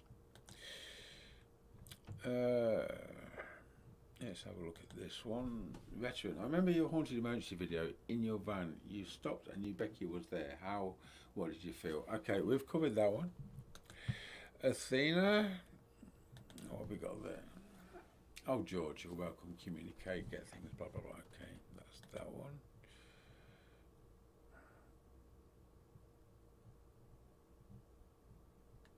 Okay, let's have a look at this.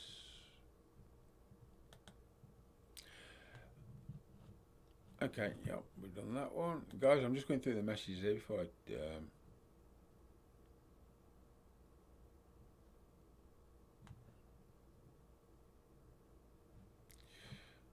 just drawing to a close now, just looking through the messages for you guys.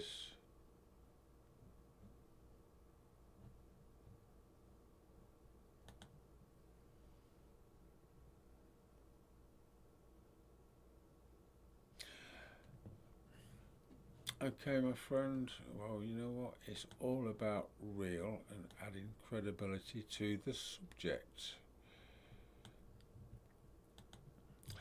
Don't know if you've ever been attacked. No. Never going to happen, never will happen, and even if it did, I could counter that quite effectively. Okay, so that's that one. And I've dealt with some bad shit. Some real, rare bad shit over the years.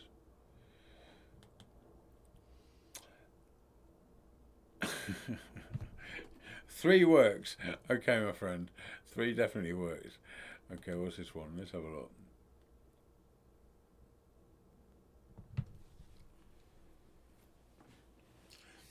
Do you know what? Weldon. Worst seen or experienced?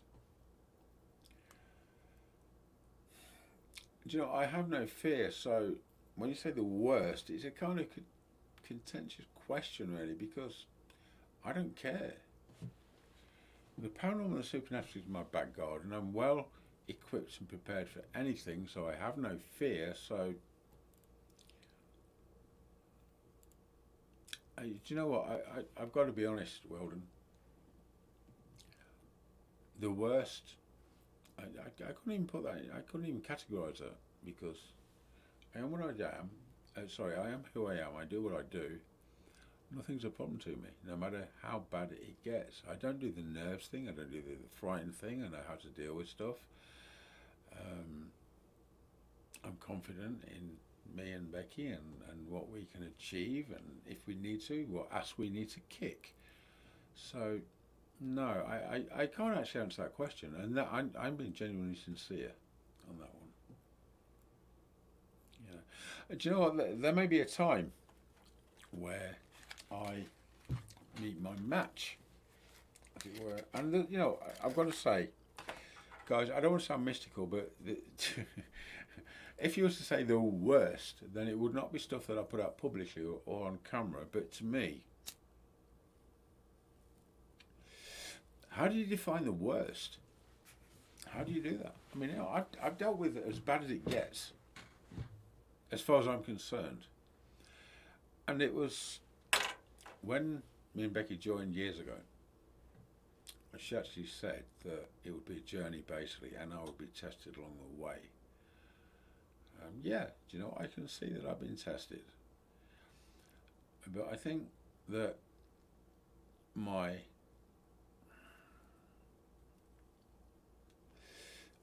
approach, my logical thinking, and my balance as a person, and my not overconfidence but confidence, and my belief in Becky and us and who we are and what we do and how we do it, that alleviates any fear whatsoever. Now, would I say that I would ever encounter anything that I can't deal with? I don't know. That's an honest question, but that's never happened today. And do you know what? I have encountered stuff people will never see in a lifetime. They might claim to have done, but you know what? When you get to the real thing, guys, that's life changing, and that changes your perspective on the whole world, society, and the people within it. I don't want to sound mystical, but I have to tell you the way it is. Me and Becky have dealt with some pretty bad stuff. But then again, how do you define bad? I don't know. It's okay, the short version is, I've never come across anything we can't deal with, neither do I believe that there is anything we can't deal with. To the point, the way we work, let me say this. We have Catholicism, we have the exorcists, we have all that stuff. Belief structure aside, if a person was genuinely possessed by something truly unpleasant, you know what? We would not have to give it all this and all this. Me and Becky could deal with that within 5 minutes flat. And if anybody, any Catholic priest want to put that to the test and present somebody who's genuinely possessed, put us to the test and we will show you. Literally. We can deal with anything, as far as I'm aware, within 5 minutes flat, utilising many things. I'm not going into detail. I'm just going to leave it there. Okay, so I've been rounding this up for the last 10 minutes. Let's just come down here, and I think this could be the last one.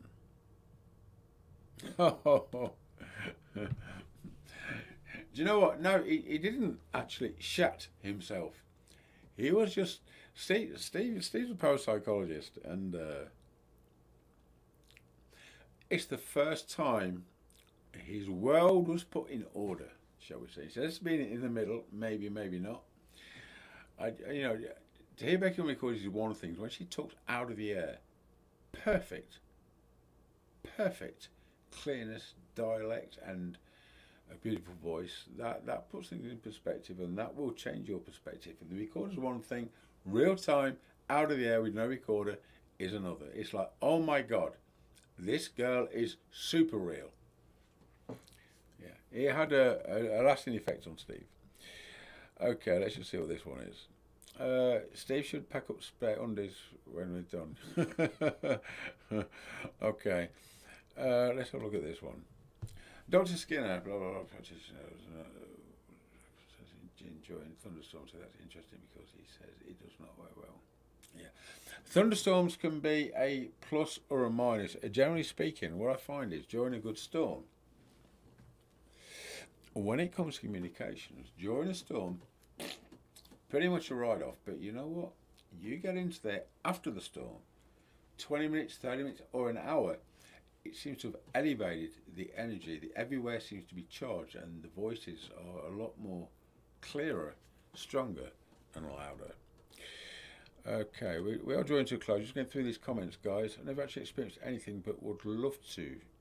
Is there any way to increase my chances to generally experience something? Oh, yeah, you know what? There actually is, but then again, would I be doing you a favour in telling you that? That's the question. That is the question. Right, we're going to round off with this. Just kind of touching on that. Everybody wants to experience something. But you know what? To many people, it's the world of the unknown. And it's a little bit like going fishing. You can go fishing, you can cast out on a big lake for several weeks, and you can get tiddlers.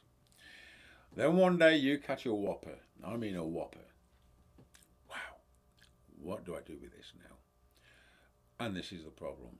If you're putting yourself out there to communicate with spirit people, you have no idea or control over who or what you are communicating with. And it can, perceivably, percentage on a low percentage wise, but it can connect you with something which you probably don't really want to go there with. So,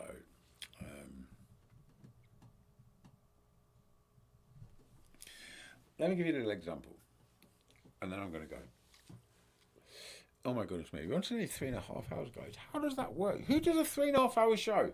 Who does that? Nobody does that on YouTube. Okay, so let me give you a kind of idea. If you show interest, you're more likely to attract and interact, negative or good. So, 3-4 years ago, a very nice lady called Annette. She used to go and visit her deceased son at a cemetery. Absolutely no problems. She did it several times. A very sad state of affairs, but that's usually like everybody does. They visit a cemetery, a grave of a loved one, put some flowers down, say a few words, they go home. Not a problem.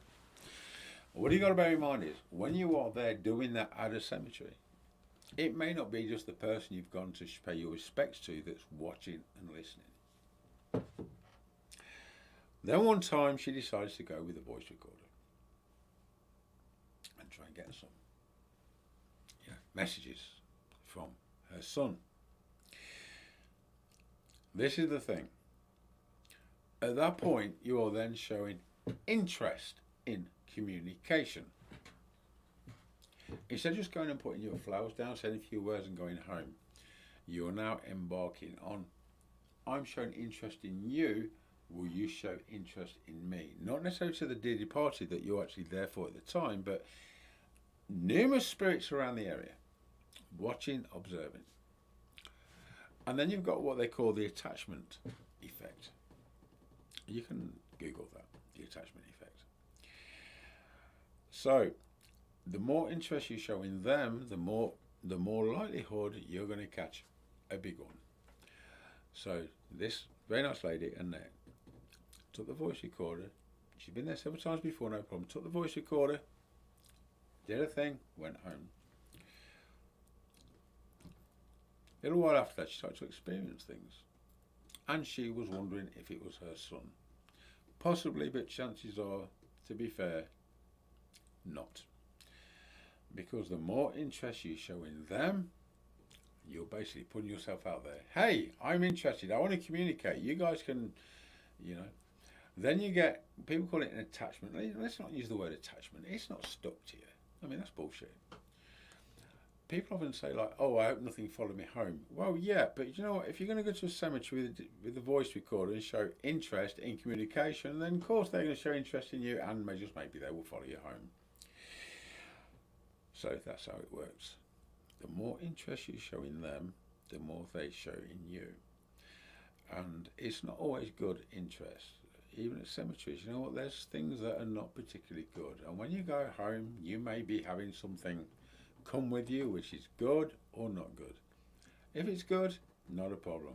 If it's not good, then potentially you could develop a problem. So that's how it works, guys. Trust me. Right, okay, last comment here is, I'd love to hear Becky speak out of the air. Yeah, you and lots of other people. I've heard Becky speak out of the air on more occasions than anybody else has ever liked to. Steve has heard her speak out of the air on 2 occasions. First of all, there was on the aforementioned aeroplane trip to Seattle on the Keith Linder case. Then when we was at Keith Linder's, me and Steve were talking. Becky, in the most harmonic, beautiful human voice, joined in the conversation, just started talking. Steve froze, looked at me, he heard her. He teared up and started crying, emotionally. He was very emotionally affected. Because again, do you know what?